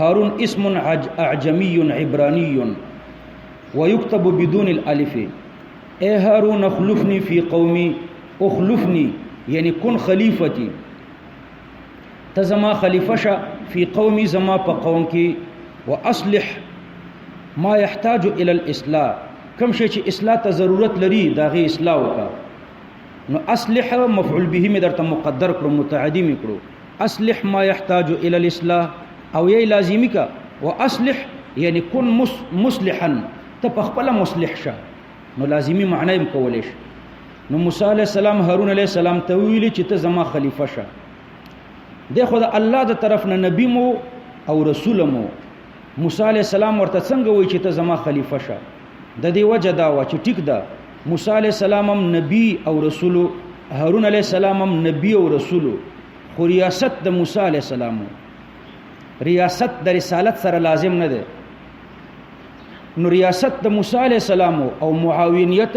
د هارون علی السلام رسول خو رئیس نو د رسالت سره ریاست نه دی لازم او یا بعض علما فرمایي چې هارون علیه السلام اصالتن نبی او رسول تبعا موسی علیه السلام رسول اصالتن او د رسول تبعا او نبی اصالتن ولا تتبع سبيل المفسدين او ته پیروي مکوا د لارې د مفسدانو ولما جاءهم موسی چې کله موسی علیہ السلام راغلو لمیقاتنا زمو میقات تا الميقات الاول دا اول میقاتو ورسته یو بل میقاتم ذکر کیږي وکلمه ربه او خبر وکړه د سلام ربه رب د بلا واسطه ملکن بغیر د واسطه د ملائکو نو قال او فرمایل موسی علیہ السلام ربي ارینی یا الله پاک او خیماتا مفعول به ورته مقدر د ذاتک یا الله پاک ما ته وخیا خپل ذات دی انظر الیک چې زتا ته وګورم ارینی انظر رؤیت دا مسبب دی او نظر دا ورته سبب دی نو رؤیت مؤخر دی د نظر نه عربانو نظرت الیه فرایته ما ورته وکتل نو ومیلیدلو او دلته په آیات کریمه کې رؤیت سبب د پاره د نظر ګرځیدل دی او په عربی کې دا نظر قتل دا سبب د پاره د لیدل وی اول قتل راځي بیا لیدل راځي او موسی علی السلام لیدل سبب د پاره د قتل وکړو ارینی ما تزان وخیا چې زه دی وګورم انظر چې زه تا ته وګورم نو خلاصه دا چې یو نظر د بل رؤیت د نظر قتل ته وي او رؤیت لیدل ته وي نو لیدل مرتب دی په قتلو نو رؤیت مرتب دی په نظر او دلته نظر مرتب شو په رؤیت تاسو ورته جواب ورکړئ چې دلته د اراءت نه مراد التمكن من الاراءت دی قدرت د لیدل را تراکا ارینی یو لیدل دی یو قدرت د لیدل دی نو ارینی یا الله پاک ما ته قدرت د لیدل راکا نو قدرت د لیدل مخ کی وی او قتل به ورسته وی نو په قدرت د لیدل باندې قتل او نظر مرتب شو او یا د ارینینا تجلا مراد ده یا الله ما ته تجلا وکا انظر الیک چې ز تا ته درو ګورم تا ته قتل وکم او یا د ارینینا ظهور مراد ده دا ظهور د رؤیت سره لازم ده نو ذکر د ملزوم ده مراد ترنه لازم ده نو درې معناګانې مې درته ذکر کړې ارینی اوله معنی قدرت دلیدلو را تراکا قدرت دلیدلو یعنی مکنی من الاراء مکنی من رؤیتک یا د ارینین تجلا مراده ده ما ته د خپل ذات تجلا وکړه چې زه درو ګورم او یا د ارینین ظهور مراد ده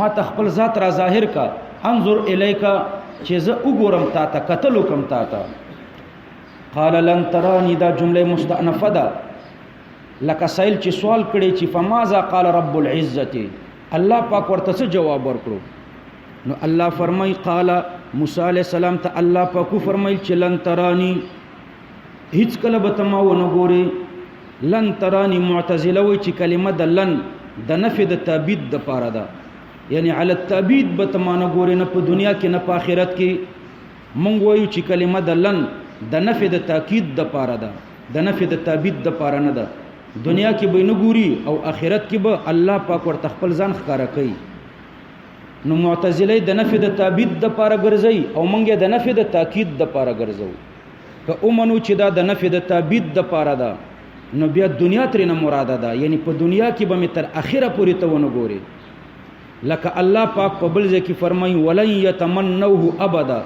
ګوره الته د نفي د تابید د پاره ده خو په اعتبار د دنیا سره ولن يتمنوه يهوديان به تمنا د مرګ نه کی یعنی په دار الدنیا کې به ونه کی اخرت کې خو به کوي ولن يتمنوه نو په دنیا کې به نه کوي په آخرت کې به کوي نو دلتم یا نفي د تاکید ده یا نفي د تابید ده خو په دار الدنیا کې لن ترانی ولكن انظر نو په آخرت کې دلایل نقلیه او عقلیه او اجماعیه په دې باندې دلالت کوي چې مؤمنان به الله پاک ته په آخرت کې ورګوري ولكن انظر الى الجبل لیکن تی وګوره دی غرتم فان استقر مكانه نو کدا په خپل ځای باندې ټینګ شو فسوف ترانی نظر بتهم موینی نو تبم موینی بیا ګوره دلته الله پاک خپل رؤیت دا معلق لو تر استقرار د جبل پورې او استقرار د جبل ممکن دی او المعلق على الممکن ممکن معلق تر ممکنه پورې ممکنی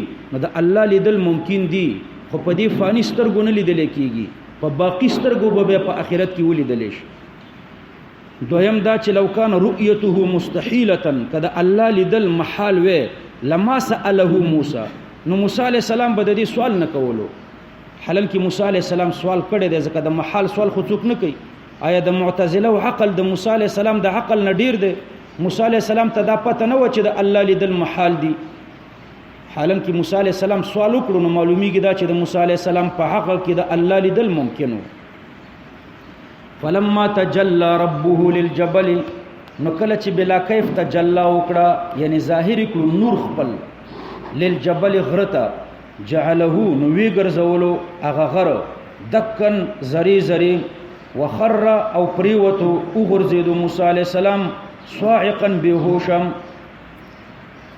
اخذته الغشیه عشیه یوم الخميس د زیارت د پنځشنبه د ورځ مازیګر نه دی بهوش شو الى عشیه یوم الجمعه د جمعې د ورځې تر مازیګره پورې یو شواروز بهوش فلما افاق چکل په هوش قال سبحانك نوی فرمایل چې پاکی د تعالی رم تبت الیک من الاقدام علی السؤال بغیر اذن، ما تا ته توبه وستا د څنګه د خطای نه چې ما ستا د اجازت نه بغیر غوښتنه د دې وکړه چې الله پاک ما ته خپل ذات وخی.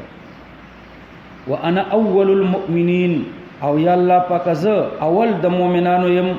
اول المؤمنین یعنی من المصدقین بانک لا ترى فی الدنیا، اول د تصدیق کوونکو نه په دې خبره چې ته په دنیا کې نشې لیدلې. قال یا موسی علیہ السلام چې د لن ترانی په وجه مغموم شوی، نو په دې آیات کې ورته الله پاک تسلی ورکړي. نو فرمایل ورته الله پاک چې یا موسی مخفه کېږه چې ما درته لن ترانی ویلې، ان اصطفیتکم بشک ما غوړه کړې ته علی الناس په خلکو باندې برسالاتی په پیغامونو خپل سره و بکلام او په سبب د کلام خپل بلا واسطه، تاسو سره مې بلا واسطه کلام وکړو، نو پته مې ته غوړه کړې. فخذ ما اتیتکم، نو ونیسه هغه څه چې درکړی مې دي تا ته. وکم من الشاکرین، او شت د شاکرینو نام د احسان منونکو نه. وكتبنا له بالذات او بواسطه الملك، ما لیکلیو موسی علیہ السلام ته په خپل الله لیکلیو یا په واسطه د ملائکه. فی الالواح په دې تختو کې من کل شیء موعظه، د هر شینه من ضرورت الدین، د هر شینه چې هغه د ضرورتو د دین نه. موعظه پند، یعنی د هر دینی شی پند پکيو. وتفصیلا لكل شیء من ضرورت الدین، او په دې الواحو کې تفصیلا لكل شیء، تفصیل د هر شی د ضرورتو د دین نه. تفصیلا لكل شیء من ضرورت الدین، تفصیل د هر شی د ضرورتو د دین نه. فخذها پس واخله دا تختی بقوه، په کامل قوت سره. وامر قومک، او امرک خپل قوم ته دی یاخذوا باحسنهم، چې هغه عمل وکي باحسنها په غوره احکام ده دي. په دې تختو کې چې کوم احکام دي، نو غوره احکام چې پکې کوم دي په هغه دي عمل وکي. نو ګوره دوه مسلې درته ذکر کوم. یو دا چې دا تختی د څوي، بعض علما فرمایي چې په دې الواح او په دې تختو کې تورات لیکل شوی، نو تورات د دې الواح نه څه جدا شي نه و، په دې الواح کې تورات لیکل شوی. دا یو قول دی، لیکن راجح قول دا دی چې دا الواح د تورات نه مخکې الله پاک موسی علیہ السلام ته ورکړي. د دې الواح نه وروسته بیا الله پاک موسی علیہ السلام ته تورات ورکړي. بیا دا الواح د څه شي نو بعضی علما فرمایي چې دا شنه زمرد او بعضی وایي چې کاڼي وو، لیکن روح المانی ولاوي چې د جنت د بیري لرګیو، د جنت د بیري داغي د لرګیو تختی وي، او په دې تختو کې ضرورت د دین موسی علیہ السلام ته لیکل شوی. وتفصیلا لكل شیء، یعنی من ضرورت الدین. د دین وروسته بیا الله پاک موسی علیہ السلام ته تورات ورکړ. نو یو خو مې د دې تختو بیان درته وکړو. دویم دا چې یاخذو باحسنها، د دې څه معنا ده؟ یاخذو خو مجزوم ده په جواب د امر کې.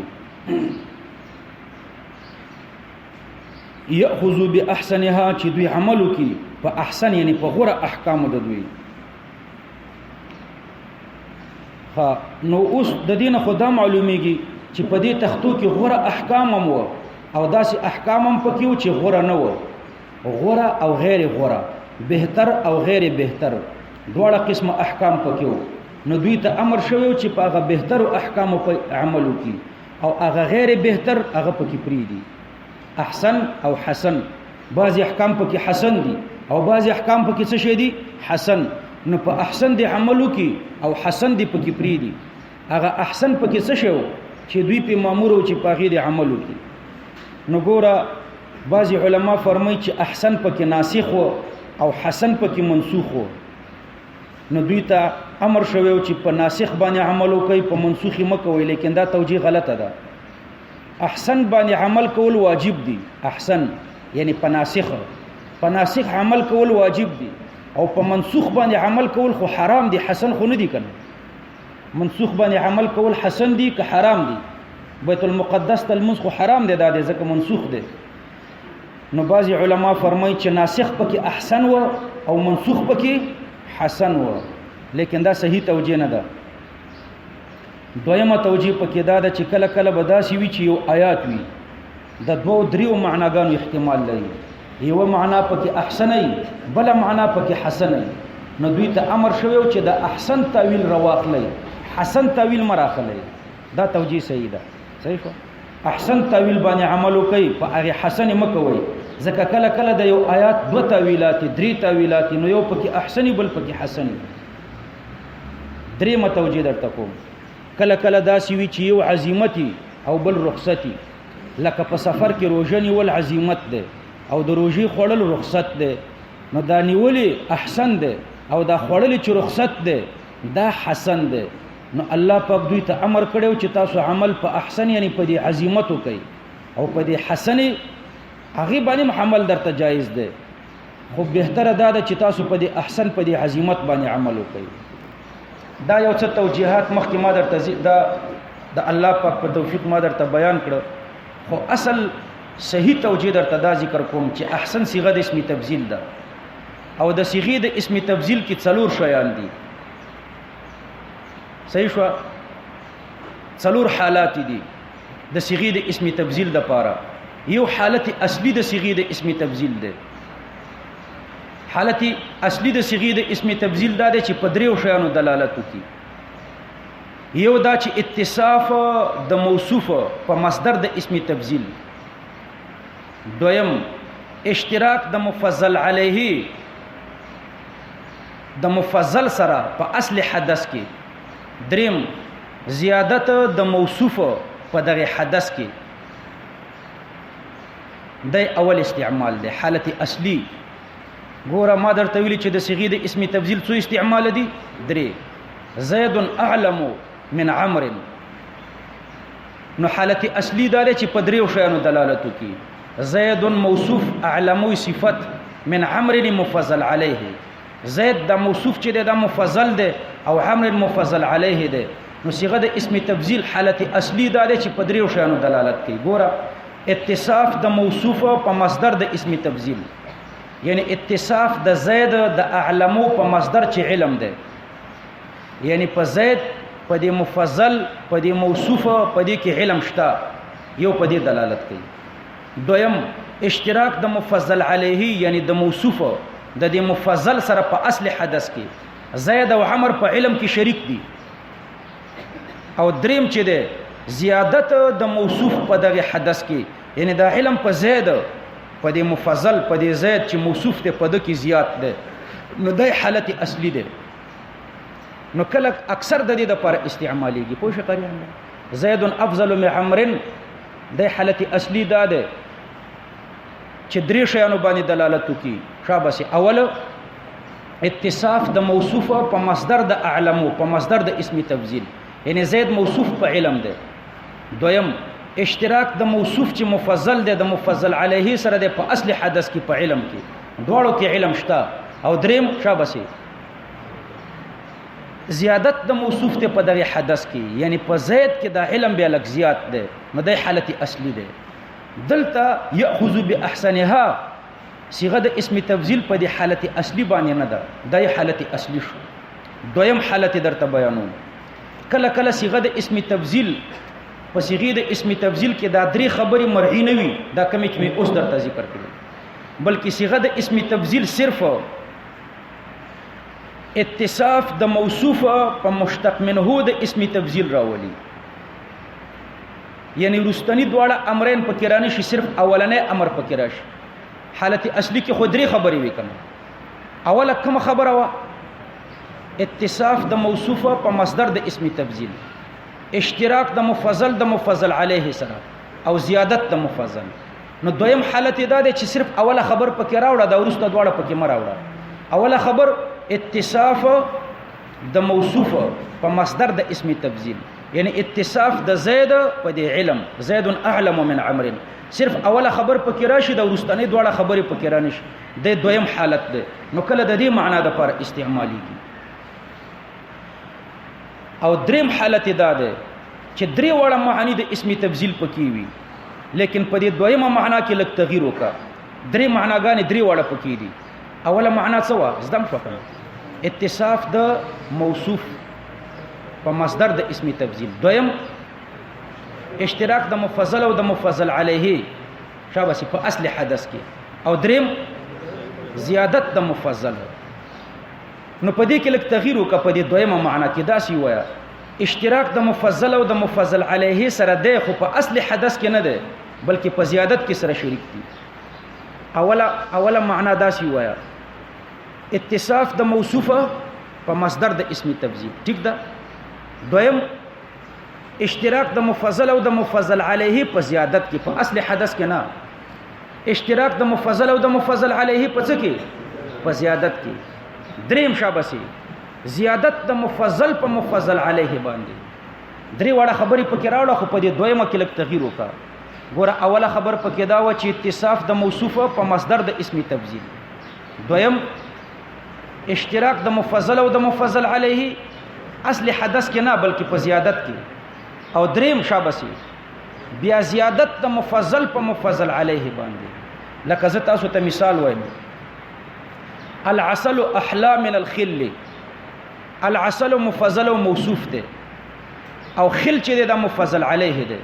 نو اوله خبر پکښتا العسل احلى من الخل. شات چې دی د خواږه دی د سرکینه. تاسو دا شی وایي کنه شات د سرکینه خواږه دی. العسل احلى من الخل. نو اوله خبر پکښتا چې اتصاف د موصوف دی په مصدر د اسم تفضیل. یعنی عسل دا مفضل دا موصوف دی په څه شی اتصاف شوی دی؟ په حلاوت. اتصاف په حلاوت شوی دی. شاباس. دویمه خبره اشتراک د مفضل او د مفضل علیه په زیادت کې دی. یعنی په عسلو کې زیادت د یو ششتا او په خل کې زیادت د یو ششتا. صحیح شو. په عسلو کې زیادت د خوږوالي دی او په خل کې په سرکه کې زیادت د ترشوالي دی. په دې زیادت کې شریک دي. د کوم زیادت شته غي کوم زیادت شته. صحیح شو. او دریم دا چې دا زیادت د دې عسلو دا به لږ زیات دی او هغه زیادت د خل هغه کم دی. یعنی په سرکه کې زیادت د ترشوالي دی په شاتو کې زیادت د خوږوالي دی خدا زیادت د خوږوالي ډیر دی د هغه زیادت د ترشوالي د سرکې نه. زیادت د خوږوالي د شاتو ډیر زیات دی. نفسي زیادت کې خودواړه سره شریک دي خو زیادت د خوږوالي د شاتو ډیر زیات دی د هغه زیادت د ترشوالي د سرکې نه. اوس پوه شئ دغه استعمال باندې دلته صيغه د اسم تفضیل مستعمله شوې ده. نو دلته بم داسي وي ګوره داسي وایي ان ياخذوا باحسنها. یا بل مثال درته وایم السيف احرى من الشتاء. وړه چې ډیر ګرم دی د ژمي نه. ګوره دلته دغه استعمال د اسم تفضیل دی. حالت اصلي د اسم تفضیل نه دی. السيف احرى من الشتاء دا مفضل یعنی دا موصوف د دې اتصاف په مصدر د اسم تفضیل شوی دی په حرارت شوی دی. دویم مفضل او مفضل علیه سره شریک دی خو په اصل حدث کې نه بلکې په زیادت کې. او دریم دا چې دا زیادت به په جانب د مفضل کې زیات دی د مفضل علیه. نو ګوره السيف احرى من الشتاء دا سيف دا وړه چې دی د دې اتصاف په حرارت شوی دی. دویم مفضل او مفضل علیه وړه او جمع په زیادت کې شریک دي. په وړي کې ګرمي زیاته ده او په ژمي کې یخني زیاته ده. زیادت په دواړو کې شته. خدا زیادت د مفضل دا ډیر دی یعنی دا ګرمي دا یخنۍ نه ډیره ده. دا ګرمي په وړي کې د یخنۍ د ژمي نه ډیره ده. نو اوس دلته یو مامور به دي او یو په دې الواحو کې یو منهي عنه د دې الواحو دي. په خبره خو پوه شو. یو مامور به د دې الواحو ده او بل منهي عنه د دې الواحو ده. نو دا مامور به دا احسن دي او هغه منهي عنه چې ده هغه قبیح دي. نو ګوره وامر قومك خپل قوم ته د امر وکا یاخذوا باحسنها چې هغه عملو کې شابسي په احسن د دې الواح من المنهي عنه. باحسنها هغه احسن څه شی دی شابسي مامور به هغه احسن دي د چا نه احسن دي د منهي عنه نه. منهي عنه مفضل عليه ده. اوس ورته ګوره دا درې خبرې پکې جوړه وکنه. دا مامور به دا مفضل ده منهي عنه دا مفضل عليه ده. ګوره اتصاف د موصوف چې مامور به ده دا په حسن راغله ده په مصدر د اسم تفضیل راغله ده. اتصاف د موصوف یعنی اتصاف د مامور به ګانو راغله ده په مصدر د اسم تبذیل په حسن باندې اتصاف راغلی اوله خبر پکې شته. دویم شابسي مفضل او مفضل علیه شریک دی په زیادت کې. مفضل چې مامور به دی په د کې زیادت دی او مفضل علیه چې منهی عنه دی په دې کې زیادت دی، خو یو کې زیادت د حسن دی په بل کې زیادت د قبح دی. او دریم هم پکې شته چې دا زیادت د مفضل به ډیر دی، دا غي زیادت نه چې په مفضل علیه کې دی. یعنی مطلب دا دی چې په مامور به کې حسن زیات دی او په منهی عنه کې قبح زیاته ده، خدا حسن دا زیادت چې په حسن کې دی دا ډیر دی، دا هغه زیادت نه چې په قبح کې دی. نو دا د العسل احلا من الخل پشان دی او د السيف احرا من الشتاء پشان دی. کوئی شو کوئی نه شو. سأوریکم الله پاک فرمای سأوریکم دا یو مثلا چې زده کړم نن ترجمه کوم دا یو مثلا بسته دا د صيغه د اسم تبذیل درې استعمال مې درته ذکر کړ. څلورم استعمال پاتې شو هغه دلته نه لګيږي چې معنا ثانی بالکل لري کې چې اشتراک ده او د معنا ثالث قید لري کې چې زیادت علی المفضل علیه ده د مطلق زیادت د پارش. ګوره اوله خبر پکې راوړي او دریمه پکې راوړي، یعنی اتصاف د موصوفه په مصدر د اسم تبذیل یو پکې دار شي دا دویم بالکل لري شي چې د اشتراک ده. دریمه خبر پکې راوړي خو زیادت مطلقه. نو د څلورم استعمال دی، نو څلور استعمال دي. سأوریکم دار الفاسقین بیا هم که شک راغلو زدم نه شو روح المانی کې وګورئ هلته دا تحقیق کړی دی. سأوریکم زر دی زر به وښیم زه تاسې ته دار الفاسقین دار د فاسقانو یعنی د هستوګنې ځای د فاسقانو چې هغه جهنم دی. او بعضې علما فرمایي چې د دار الفاسقین نه مصر مراد دی چې دا قریه د فرعون وه، او یا د دار الفاسقین نه شام مراد دی چې دا قریه د عمالقه وه. سأصرف عن آیاتی الذین یتکبرون فی الارض ضرب واړوم زه عن آیاتی لقبلولو د آیاتو د دلایلو افاقی او انفسی. سأصرف ضرب واړوم عن آیاتی یعنی عن قبول آیاتی د قبلولو د دلایلو افاقی او نفسی دلایلو نام هغه خلق یتکبرون فی الارض چې هغوی تکبر کوي په ځمکه کې بغیر الحق نه حق تکبر، یعنی یتکبرون بما هو ليس بحق چې هغه د دوی باطل دین دی نه حق تکبر کوي. نو سأصرفو یعنی دا متکبرین به د مقابل د قبلولو د آیاتو نه واړم د عن آیاتی ما درته حذف د مضاف کړو. سأصرفو وا بړم د چا نه به واړم عن آیاتی د قبلولو د آیاتو نه. دویم تاویل سأصرفو زر دی چې وا بړم عن آیاتی د معارضې د آیاتو زمانه د مقابلې د آیاتو نه. دریم تاویل درته کوم سأصرف عن ابطال آیاتی زر دی چې زه به واړم د ابطال زما د آیاتونه الذین یتکبرون فی الارض هغه خلق چې هغوی تکبر کوي په ځمکه کې بغیر الحق په ناحقه سره. بغیر الحق دا د متلبسین پورې تعلق لري، حال واقع شوی دی. تکبر کوي په ځمکه کې او متلبس دي د غیر حق سره. تکبر حق د الله صفت دی او دوی متلبس دي د تکبر نه حق سره. دوی کم تکبر کولو په انبیاء به تکبر کولو، یتکبرون علی الانبیاء دا نه حق تکبر دی. واما التکبر علی المتکبر فهو تکبر بحق. په متکبر باندې تکبر د حق تکبر دی. په یو اثر کې راځي التکبر علی المتکبر صدقه. متکبر سړي باندې تکبر کول دا په خپل یو صدقه ده. نو چې یو سړی ځان کبرجن کوي او تم ور باندې پاغه کبر وکړي چې داغه غرور ماچ، نو دا یو صدقه ده. لکه موږ د وابیانو په خلاف چیلنجونه ورکو، موږ خو هیڅ هم نه یو. په احنافو کې هغه کمزوري موږ یو، هیڅ هم نه یو. خو وابیانو ته داسې چیلنجونه ورکو ټیټه ورته نه وایو. التکبر علی المتکبر صدقه. دا متکبرین دي، دوی د امام صاحب نه ځان اوچت حسابوي. له دې وجې نه موږ وایو چې د امام صاحب د مذهب واړه خادمان دي، هغوی ته تاسو څه نشئ ویلی نو. وَإِن يَرَوْا كُلَّ آیَةٍ او که اوینی دغه متکبران هر قسم آیات لا یؤمنو بها نو دوی ایمان نه راوړي په دې آیاتو باندې عنادن.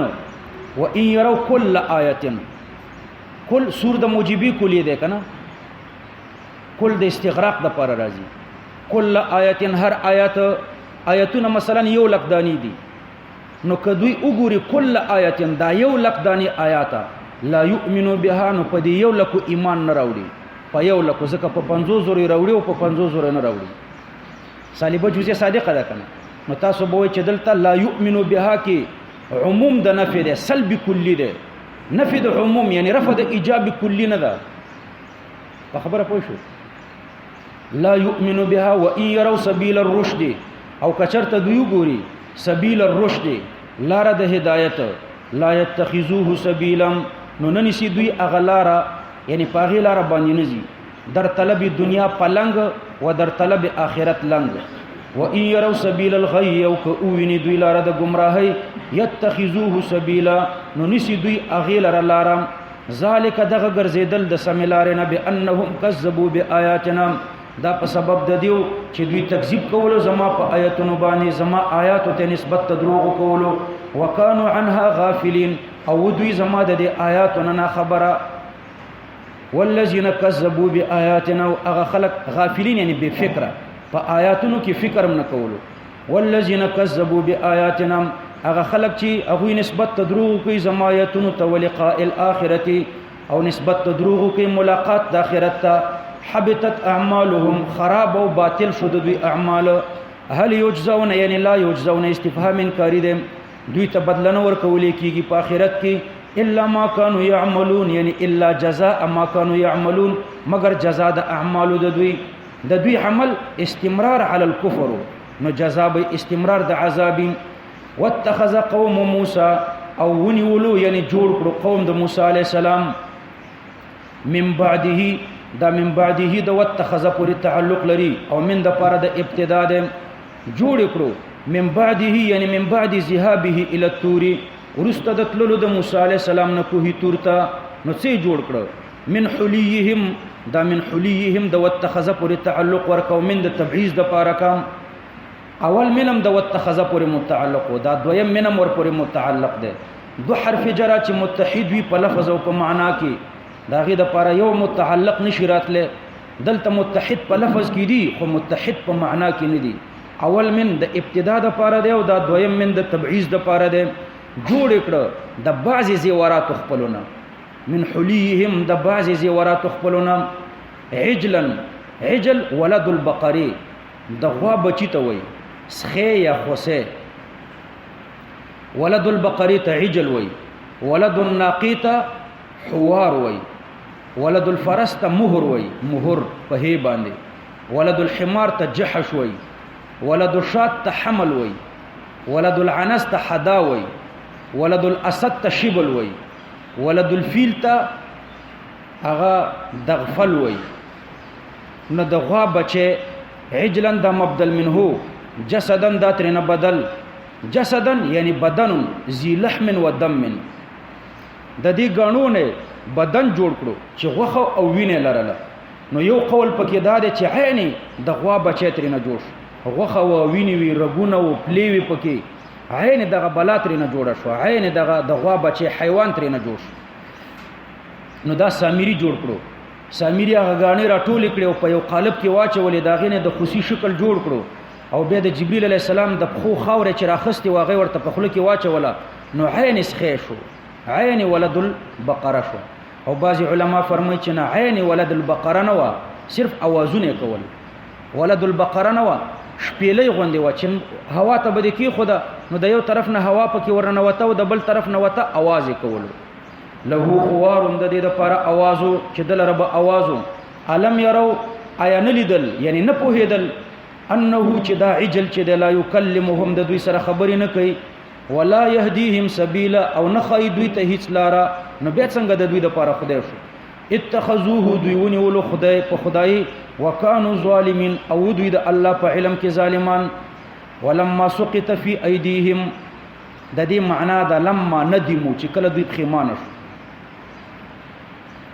دا کنایا د شدت الندم نه ده یو سړی چې ډیر پښیمانه وي نو هغه داسې وي لکه په خپل لاسونو چې خوله لګي نو فسوار يده مسقوطا فيه نو دا داسې شو لکه د لاسونو چې په لاسونو کې غورځېدلې وي لکه دې چې په دې لاسونو کې ور غورځېدلې یو سړی چې ډیر پښیمانه وي کنه نو په لاسونو خوله لګولې وي نو داسې وی لکه د لاسونو د دې چې وي مسقوطا فيه وي کله چې دې ورو غورځېدو په دې لاسونو کې نو کنایه د شدت الندم نه ده. معنی داسې وکړي چې کله پښیمانه شو، ولما سقط فی ایدیهم، چې کله دوی پښیمانه شو، ورأو او پوشول، ورأو په معنا د علمو، دوی پوشول، انهم چې په تحقیق سره دوی قد ضلوا، دوی گمراه شوي دي، نو قالو دوی ویلي لئن لم يرحمنا، لام موطئ القسم ده، قسم ده خامخا کرحمونو کی په مونږ باندې ربنا زمونږ رب، ويغفر لنا او زمونږ رب مونږ ته مغفرتونو کی، لنکونن من الخاسرین،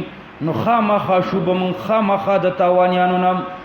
ولما رجع موسی، او کله چې بیرته راغلو موسی علیه السلام الى قومه، خپل قوم ته، غضبان آسفا، د حالان مترادفان دي، غضبان ډکو د غصینا، غضبان ډکو د غصینا، آسفا افسوس کون کې، حالان مترادفان یا حالان متداخلان. قال بئس ما خلفتموني من بعدي، یو بئس ما ده، بل خلفتموني ده، بل من بعدي ده، د هر یو معنا جدا جدا وکي. ها یو دلته مخصوص بزم ده چې هي ده، دا هي بم درته معنا ذکر کوم. څو لفظ شو؟ څلور.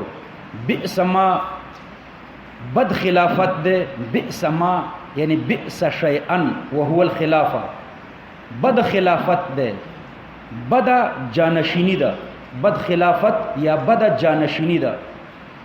خلفتمونی چې خلافت کړی ده تاسو زما، چې جانشینی کړی ده تاسو زما، هي دا خلافت ده، دا جانشینی ده، دا هي مې درته مخصوص بالضم کو.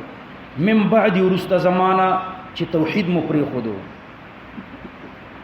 نو ګره دا لفظي معنی پورا ما درته وکړه. بئس ما څه معنی؟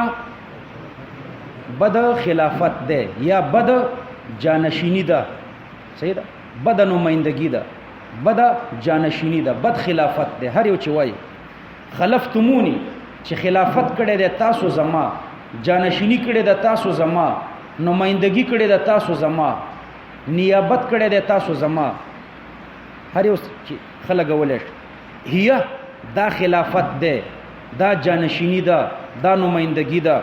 من بعد ورست زمانہ، یعنی چې توحید مو پرې خودو، دا ډیره بده جانشینی ده. دا لفظي معنا د قران ډیره سخته ده. اعجلتم، آیت الوار وکړو تاسو، امر ربکم، د حکم د ربنا، یعنی ما چې د الله کوم حکم راوړلو هغه تم انتظار و نکړو، بلکې د صحیح عبادت هم شروع کړو. والقل الواح، والقل الواح یعنی ودعها على الارض كالطارح لها. د القا معنا دا نه د چلری وغورځولې، د القا معنا څه ده؟ ودعها کی خوده په جلتۍ سره، كالطارح لها لکه یو سړی چې غورځي، غورځولې نه وي. نو دلته باړه کې یو نامدار ورته ویلی و ابیو، او افم کې به ترجمه کوله، مولایان به ځان ته کېنولي په زوره، لوی مولایان بناستو د امیو. نو بیا به په دې قرآن باندې یو سړی وشتو، په دې قرآن تپوس به وکړو چې داغه به څه مسله نه وز، د په قرآن به وشتو او دلیل به په دیني ولو. والقل الواح، و موسی علیه السلام چې غوسه شو، تورات لري وګرځولو، نو زم ته په قرآن ولم، بیا مردار شو. نو والقل الواح یعنی وضعها على الارض كالطارح لها. موسی علیه السلام دا تختی پس مکه کې خوده لکه غرزون کې د تختو، غرزولې نه وي خو په تیزی سره کې خوده د ډیر غضب نه. واخذ براس اخيه، او ویني ول سر د خپل ورورو، یجره الیه، چې راکاګلو خپل ځان تام، ځان ته راکاګلو، ظنن علیه بالتقصیر والتساهل، په خپل ورور ګمان کړو چې ردا به تقصیر کړی وي په ادا د فرایض او د رسالت کې، تا به پوره کوشش پکې نه کړې، ځکه دوی د سامری خوسی ته په سجده شو، او تا به تساهل پکې کړی. قال ابن ام، او فرمایل هارون علیہ السلام، اے د مور زویا، د خود پلار زوی مو، د مور زوی مو، خدای تلطف ډیر نرمي چې اے مور شریک اورورا، ان القوم استضعفوني، بشک د قوم استضعفوني ضعیف کړم زه، وقادو یقتلونني، او نږدې و دوی چې وژلې نو ما دوی خب فرایض د رسالت می پورا ادا کړیو، خب مبالغه سره می منع کړ، خو دوی زما خبره نه منله، او نږدې و دوی چې زی وژلم. فلا تشمت بي الاعداء، انو مخوشاله وته په ما باندې دشمنان، ولا تجعلني ومغرزوا، او مملګری کوما مع القوم الظالمين، لقوم ظالمان سره. قال رب اغفر لي، نو فرمایل موسی علیہ السلام رب اغفر لي، یا رب ما ته مغفرت وکړه مما فعلت مع اخي، د هغې سزا نه چې ما خپل ورور ته ورکړه، ولی اخي او زما ورور ته مغفرت وکړه، ان صدر منه التقصیر، که زما د ورور نه څه تقصیر شوی یا الله د ته مغفرت وکړه، وادخلنا فی رحمتک، او یا الله پاک موږ داخل کا په خپل رحمت کې، وهو العصمة فی الدنیا والجنة فی الاخره، په دنیا کې د ګناهونو نه بچ کېدل او په آخرت کې جنت دی، دا د الله رحمت دی. وانت ارحم الراحمین، وانت وهمداته ارحم ډیر مهرباني، الراحمین له ټولو مهربانانو نه ته ډیر مهرباني. د هارون علیه السلام د سر د ویښتو نیول توهینا نه و خدای نه خواسته، چې موسی علیه السلام د هارون علیه السلام توهین کولو، توهینا نه و بلکې د ګیلې په طرزو، چې ته وی پکې او بیا هم دوی د خصوصي عبادت وکړو، توحید پرېښودو، نو د ګیلې په طرزو. او بل دا چې موسی علیه السلام د بغض فی الله د وجې نه بې اختیاره شوی و، نو لهذا موسی علیه السلام په دغه وخت کې معذور و چې خپل ورور د سر د ویښتو نه رانیولی او د ګیرې د ویښتو نه رانیولی و. ان الذين اتخذوا العجل، بشک هغه خلکم اتخذوا العجل چې هغوی نیولی دی خوسی عجل، د خوسی نه خدای جوړ کړی دی معبود، سینالهم زر به ورسیږي دوی ته غضب من ربهم، غضب د جانب د رب د دوی نه، وذلت او ذلت او خواري به دوی ته ورسیږي، فی الحیات الدنیا په ژوند دنیوي کې دوی به په دنیا کې خوار او ذلیل شي. وکذالک یعنی کما جزینا عباد العجل، لکه د دې عجل عبادت کوونکو ته چې ما جزا ورکړه، نجزي المفترین، دارنګې موږ جزا ورکو بهتان تړونکو ته. والذین عملوا السیئات، هغه خلک چې هغوی بد اعمال کوي، ګناهونه کوي، ثم تابوا من بعدها، بیا د دې نه وروسته توبه وباسي، وآمنوا او ایمان راوړي، ان ربک من بعدها لغفور رحیم، نو بېشکه ستا رب د دې ایمان او د توبې نه وروسته خامخا بخونکی دی او ډېر مهربانه دی. ولما سکت، او کله چې قرار شو، عن موسی الغضب، د موسی علیه السلام نه غصه، چې کله د موسی علیه السلام غصه قراره شو، سکت څه معنا؟ قراره شو، یعنی سکن الغضب، غصه ساکنه شو. یو وبي سره ما مناظره کوله قرات خلف الامام کې، نو ما ورته د آیات کریمه پیش کړو، وایذا قرئ القرآن فاستمعوا له وانصتوا، چې کله قرآن تلاوت کولی شي فاستمعوا له، نو غوږ ورته کېدی، وانصتوا چپ شئ، وانصتوا، نو دا د قرات خلف الامام په باره کې نازل شوی دی، وروسته آیات را روان دي تفصیلی درته کوم. نو غوابي ما ته په جواب کې وایي سکوت دا د لوستلو سره منافی نه دی، سکوت د لوستلو سره منافی نه دی، ځکه منافی نه دی چې په یو حدیث کې راځي، یو صحابي رسول الله صلی الله علیه وسلم ته فرمایي چې اسقاطک بین القراءة والتکبیر ما تقول فيها یا رسول الله، اسقاطک ستا دا چپواله بین التکبیر والقراءة په مابین د الله اکبر او د الحمدلله کې، ما تقول فيها یا رسول الله، په دې کې ته څه وایي؟ نو پیغمبر علیه السلام ورته وفرمایل چې زه په دې کې دا وایم چې اللهم باعد بیني و بین خطایایا، لکه موږ چې سبحانک اللهم پکې وایو. نو وګوره دلته سکوت هم راغلی دی او لوستل هم راغلی دی. نو تا چې کوم آیات زما په خلاف پیش کړو چې فاستمعوا له وانصتوا، نو وای دا د قرات خلف الامام سره منافی نه دی، سکوت بم وی او لوستل بم وی، لکه په دې حدیث کې چې راغله اسقاطک بین القراءة و بین التکبیر ما تقول فيها یا رسول الله. نو ما ورته وی چې ګوره تا تلبیس ابلیس وکړو، سکوت د لوستلو سره منافی نه دی، او په آیات کې خو سکوت نه دی راغلی، استماع او انصات راغلی دی، فاستمعوا له وانصتوا، داسې خو نه دی چې اسکتو، سکوت نه دی راغلی. او دا کوم حدیث چې تا پیش کړو دلته د سکوت لفظ دی، د سکوت او د انصات په منځ کې فرق دی. انصات چپ کېدو ته وایي، دا د لوستلو سره منافی دی، صحیح شوه. او سکوت دا کله په معنا د انقطاع سره وي، سکوت نو چې کله په معنا د انقطاع سره شي نو بیا دا د لوستلو سره منافی نه وي. نو ولما سکت عن موسی الغضب، چې کله منقطع شو د موسی علیه السلام غصه، نو الته په حدیث کې اسقاطک بین التکبیر والقراءة، یعنی انقطاعک بین التکبیر والقراءة، انقطاع عن الجهر د تکبیر او د قراءت په مابین کې ته دلته څه وایي؟ نو الته سکوت په معنا د انقطاع سره دی، او په آیات کې سکوت نه دی راغلی. آیات کې څه شی راغلی؟ استماع او انصات، غوږ کې خودل او چپ کېدل. نو استماع انصات ته ثابت ک چې هغه د لوستلو سره منافی دی یا نه دی منافی. ولما سکت عن موسی الغضب چې کله قرار شو د موسی علی السلام نه غصه اخذ الالواح نروي خست تختی وفي نسختها د دینه معلومیږي چې هغه تختی ماته شوی نه وي. بعضی روایتو کې راځي چې تختی وګرځولې ماته شوی نه وي دا د روغي تختی راواخسته. وفي نسختها او په لیک د دغه تختو کې نسخه لیک ته وي په لیک د دغه تختو کې یعنی فی ما نسخ فیها نسختها هدن پدې کې هدایت او رحمت او پدې کې رحمت للذین هم لربهم يرهبون د هغه خلکو د پاره چې هغه د خپل رب نه ویریږي د خپل رب د وجنه. واختار موسی قومه 70 رجلا لمیقاتنا مختار پر موسی علیہ السلام د خپل قوم نه 70 رجلا او یا کس لمیقاتنا زما د میقات د پاره یعنی لپاره د موعود وخت زمونږه دا میقات ثانی هذا هو الميقات الثاني. میقات اول مخکې تیر شو پاږي کې الله د الواح ور کړی دا میقات ثانی. شاه ولی الله دهلوی رحمه الله د دې میقات په باره کې فرمایي چې موسی علیہ السلام د خپل قوم نه او یا کس مختار کړ تا عذر گوین از عبادت گوساله د دې لپاره چې الله ته عذر پیش د عبادت او د عجل نه این جماعت اگر چې عبادت نہ کرده بودن دی او یا کسانو اگر چې عبادت د عجل نو کړي خو بر عبادت ګونندگان انکار هم نہ کردن په دې عبادت کوون کوئی انکار هم نو کړي امر بالمعروف و نهی عن المنکر هم نو کړي پس خدا تعالی هلاک ساخت لہذا الله دوی الته هلاک کړو.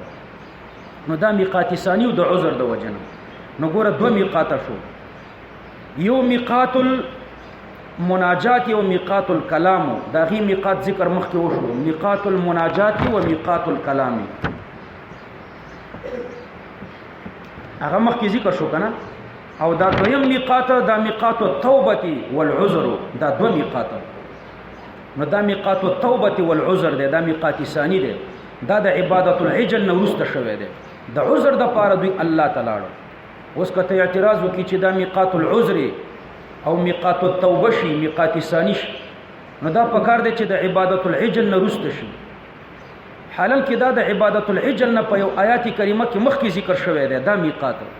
ګوره یو آیات کریمه کې په سورۃ نساء کې دا سي راځي فقالوا ارنا الله جهرة دی او یا کسانو ویل چې الله پاک مونږ ته جهرتن وخیا فاخذتهم الصاعقه بظلمهم نو دوی صاعقي ونیول په سبب د ظلم ثم اتخذوا العجل ورست دوی اتخاذ د عجل کړي. نو اول په میقات په دې میقات کې ګوره په دوی عذاب راغله به اتخاذ العجل شوی دی او شاولی ولای دهلوی سے خدا سے توجیه وکړه چې دا میقات التوبه او میقات العذر دی. نو اول عبادت العجل شوی او به الله ته د عذر د پاره او د توبې د پاره دوی ورغله.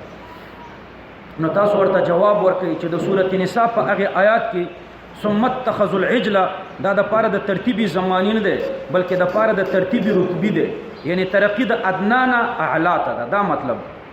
اول دوی یو ګستاخی وکړه یو ګستاخی د دوی داوا چې ویل چې ارنا الله جهرتن خپل ایمان د الله د لیدلو پورې موقوف کړو.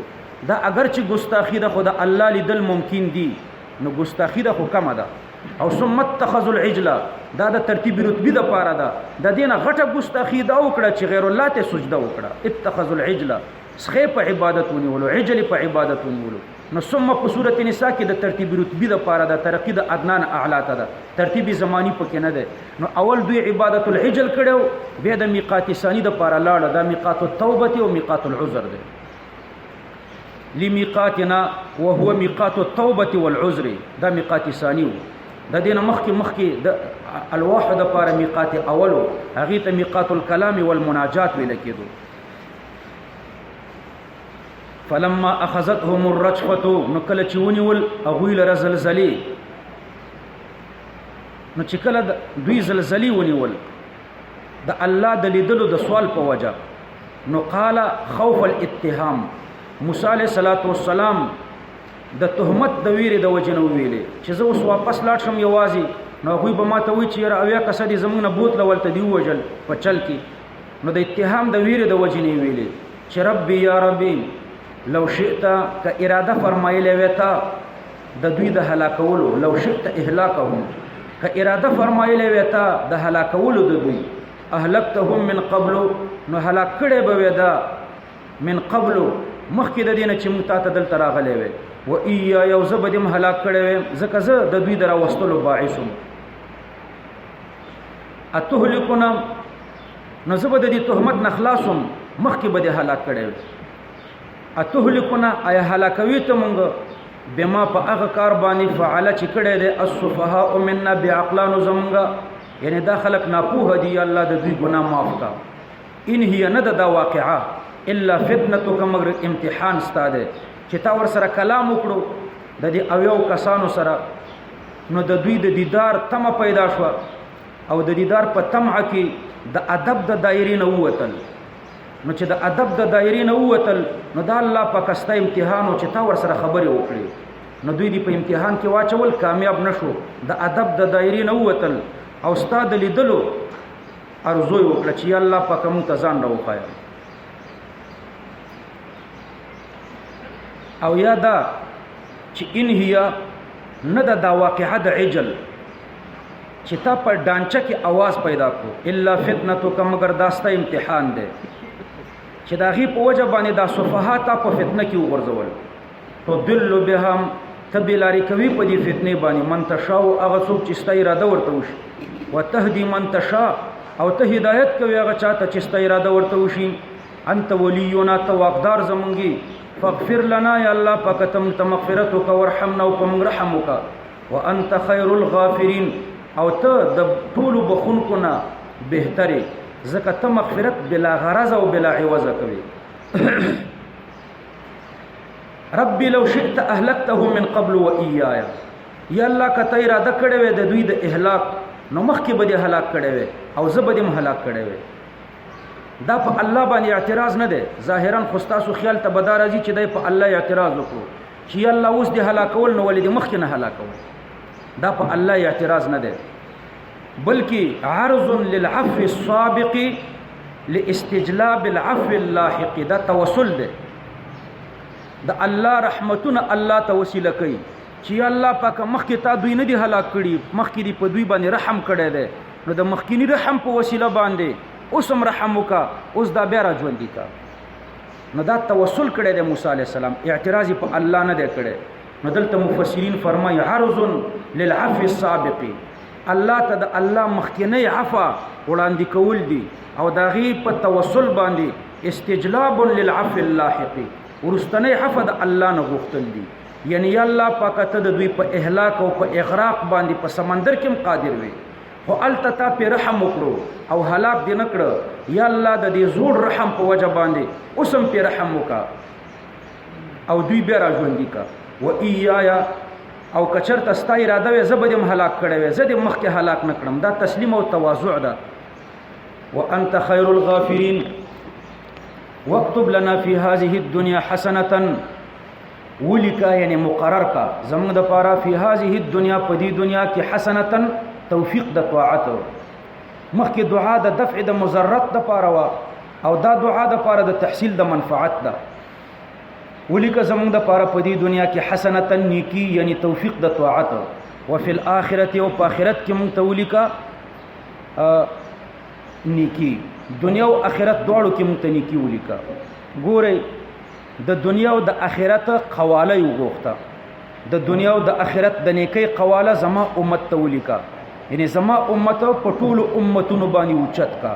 دا رحمت خاصه ده، د الله پاک نے مطالبه د رحمت خاصه وکړه. دی آیات ته سوچ کوئ، دې ځکه موسی علیہ السلام د الله نه څه وغوښته؟ رحمت خاصه. رحمت خاصه څه مطلب؟ په دنیا او په آخرت کې د نیکی قواله زما امت ته ورکا، یعنی زما امت په ټولو امتونو باندې اوچت کا، په ټولو امتونو بهتر امت زما امت کا. نو د رحمت خاصه مطالبه وکړه. ان هدنا الیک، بشک مونږ را جمع، بشک مونږ راجیو یعنی توبګار یو تا ته، نو مونږ تا ته په خپل مشکلاتو کې رجوع کوو. نو یا الله د دې رحمت خاصه د پاره مونږ تا ته رجوع کوو. دا رحمت خاصه زما امت ته ورکا. د رحمت خاصه په معنا خو پوه شوي، د دنیا او د آخرت د نیکی او قواله یعنی د دې امت برتری په ټولو امتونو، زما امت ته برتری په ټولو امتونو ورکا. پوه شئ؟ اوس الله پاک درې جملې ورته ذکر کړي. عذاب اصيب به من اشاء، پدې کې د الله د عذاب ذکر دی. ورحمتي وسعت كل شيء، پدې کې د رحمت عامه ذکر دی. فساكتبها للذين، دې جن رحمت خاصه بیانې. عذاب، رحمت عامه او رحمت خاصه، درې شیان الله پاک بیانې. الله پاک اول کې فرمای قال، یعنی الله پاک فرمایل عذاب زما عذاب چي دي اصيب به من اشاء، زرا سول کوم پدې باندې هغه چاتم چې زما اراده ورته وشي. یعنی زه چې چاته عذاب ورکوم نو په ما د اعتراض حق د چانشتا، ځکه په مالک اعتراض نه چې په مملوک هر څه کوي. نو زه چې چاته عذاب ورکم نو په ما د اعتراض حق نشتا. تر دې پوري د الله من اشاء او اصابته، د الله د عذاب ذکرو. دویم د الله د رحمت عامه ذکر ده. ورحمتي، زما رحمت عامه چي ده وسعت كل شيء، هغه شامل ده هر شي ته. زما رحمت عامه هر شي ته شامل ده، یعنی زما رحمت عامه هر چا ته رسیږي. په دنیا کې مؤمن تم رسیږي او په کافر تم رسیږي. نو ستا امت بم د دې رحمت عامه نه محروم نه، او د دې رحمت عامه د سوالم ضرورت نشته. رحمت عامه به هر چاته ورکوم، مسلمان ته ورکوم، کافر ته ورکوم، نو ستا امت ته به ورکوم. پاتې شو رحمت خاصه. نو د رحمت خاصه د پاره یو څه قیدونه او شرطونه دي. فساكتبها تلك الرحمه الخاصه، ها ضمیر رحمت خاصه تراجه ده چې موسی علی السلام په دعا کې غوښته و چې ربنا اكتب لنا في هذه الدنيا حسنه وفي الاخره حسنه. هغه رحمت خاصه چې د دنیا او د آخرت د نیکۍ او قواله غوښته و او د امت برتری غوښته و په ټولو امتونو باندې. نو ساكتبها ضرب ولیکم، یعنی وربکم دا رحمت خاصه چاته به ورکم، هغه چاته به ورکم چې دا درې شرط پکې وي. نو ستا امت چې په دې معیار برابر وي چې دا وي ته بم دا رحمت خاصه ورکم. خو ستا په امت کې به بعضې داسې خلک وي چې په دې معیار بنئ برابر، دا درې شرطه په دې دریو شرطو به پوره نه، نو هغوی بیا د رحمت خاصه مستحق نه دي. فساكتبها یعنی تلک الرحمة الخاصه، ضرب ولیکم یعنی وربکم دا رحمت خاصه للذین، هغه خلکو ته چې دا درې شرطه پکې وي. یو دا چې یتقون، ځانونه ساتي له کفر نه او زړه صفا کړي د غیر الله نه. دویم ویؤتون الزکات، او زکات ورکوي. او دریم والذین هم بآیاتنا یؤمنون، او هغه خلک چې دوی زما په آیتونو باندې ایمان لرونکي وي. نو دا د رحمت خاصه د پاره دا درې شرط دي. رحمت خاصه عبارت ده د خیر الدارین، د دنیا او د آخرت د نیکۍ او قواله. او دا شرایط د هغه مؤمنانو د پاره چې د پیغمبر علی السلام د بعثت نه مخکې وو. د پیغمبر علی السلام د بعثت نه مخکې د رحمت خاصه مستحق هغه څوک چې دا درې شرطونو باندې به برابر وو. یتقون ويؤتون الزکات والذین هم بآیاتنا یؤمنون. دا د پیغمبر علی السلام د بعثت نه مخکې د رحمت خاصه د استحقاق د پاره معیار. اوس د پیغمبر علی السلام د بعثت نه وروسته د رحمت خاصه مستحق څوک دی؟ نو الذين يتبعون النبي. فلګول خو پوه شو د رحمت خاصه دوه ډلې مستحق دي. د پیغمبر علی السلام د بعثت نه مخکې هغه څوک مستحق چې د درې شرط پکې، او د پیغمبر علی السلام د بعثت نه وروسته هغه څوک مستحق دی چې په پیغمبر علی السلام ایمان راوړي. نو الذين يتبعون الرسول، دا هغه خلق دي چې الذين، هغه خلق د رحمت خاصه مستحق دي د پیغمبر علی السلام د بعثت نه وروسته. یتبعون چې هغوی پیروي کوي الرسول، یعنی دین الرسول، د دین د رسول. د دې رسول د پاره بیا د دې پیغمبر علی السلام د پاره لس صفات ذکر کړه، نه صراحتا دي او یو پکې ضمنی دي. اول صفت ورته دا ذکر کړو چې الرسول، دا د الله د طرف نه رسول دی. دویم صفت دا چې النبی، دا د الله د طرف نه نبی دی. او دریم صفت دا ذکر کړو چې الامیه، دا امید مکتب او مدرسه او سکول او کالج د نه دی لوستلی. الذي څلورم صفت دا الذي يجدونه مكتوبا عندهم في التوراة والانجيل. الذي داس پیغمبر دی یجدونه، یعنی یجدون اسمه وصفته، د دنوم او د صفات دوی لیکلي مندلې دي، پنيز د دوی لیکل شوی دي پنيز د دوی په تورات او په انجیل کې. او پنځم صفت یامرهم بالمعروف، دا دوی ته امر بالمعروف کوي، نور پیغمبرانو هم کولو، خدای په کامله طریقه کوي. شپږم صفت دا چې وینهاهم عن المنکر، نور پیغمبرانو نهي عن المنکر کوله، خدای په کامله طریقه کوي. وم صفت دا چې ويحل لهم الطيبات، حلالي ورته طیبات، طیبات پاک شينه چې هغه په بنی اسرائیل باندې حرام شوی، لکه د اوخ وخه په حرام او आवाज دی په حرام وي، مخکې په سورته انعام کې تیر، نو هغه پاک شينه چې په دوی حرامو دا پیغمبر ورته حلالي. او اتم صفتم ويحرم عليهم الخبائث، حرامي ور باندې پلیت شیان، خبائث پلیت شیان چې طبيعت بد غني، د حشرات الارض ټول په دې کې داخل دي، ماران، لړمان، کینجا پوړان، چندخي، دا وابیان چې خوري، دا ټول په دې الخبائث کې داخل دي. وابیان وای د دې د حرمت هیڅ دلیل نشته. والحق انه لا دلیل على حرمت حشرات الارض، وای حق دا چې د حشرات د زمکی په حرمت هیڅ دلیل نشته. نزول الابرار کې وای ما سره درې نزول الابرار دي، ښه کله کوم وبي شکی زی ورته خیمه درې ما سره کې دي. نو د دې حشرات الارض یعنی د سپګي ورګي، چنجي، ماران، لړمان، چندخي، پنجپوان، د دې خړلو کې باک نشته، وای د دې په حرمت هیڅ دلیل نشته.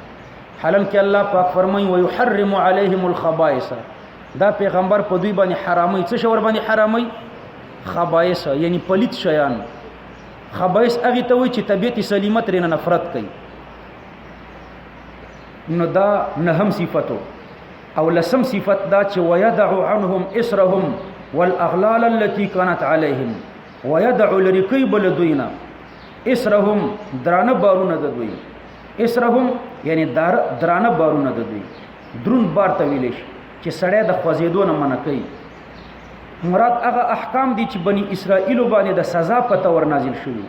والاغلال التي، او قیدونه د سختیو، قیدونه کړی چې په غاړو کې اچولې شي، هغه کړی او قیدونه د سختیو، التي كانت عليهم، هغه چې و په دوی، مثلا د دوی توبه قتل وا، د دوی په دین کې قصاص او دیت نو، د مسجد نه بغیر به بل ځای کې مون نه کېدو، نو دا د دوی نه لري کوي، سہولتونه پیراولي.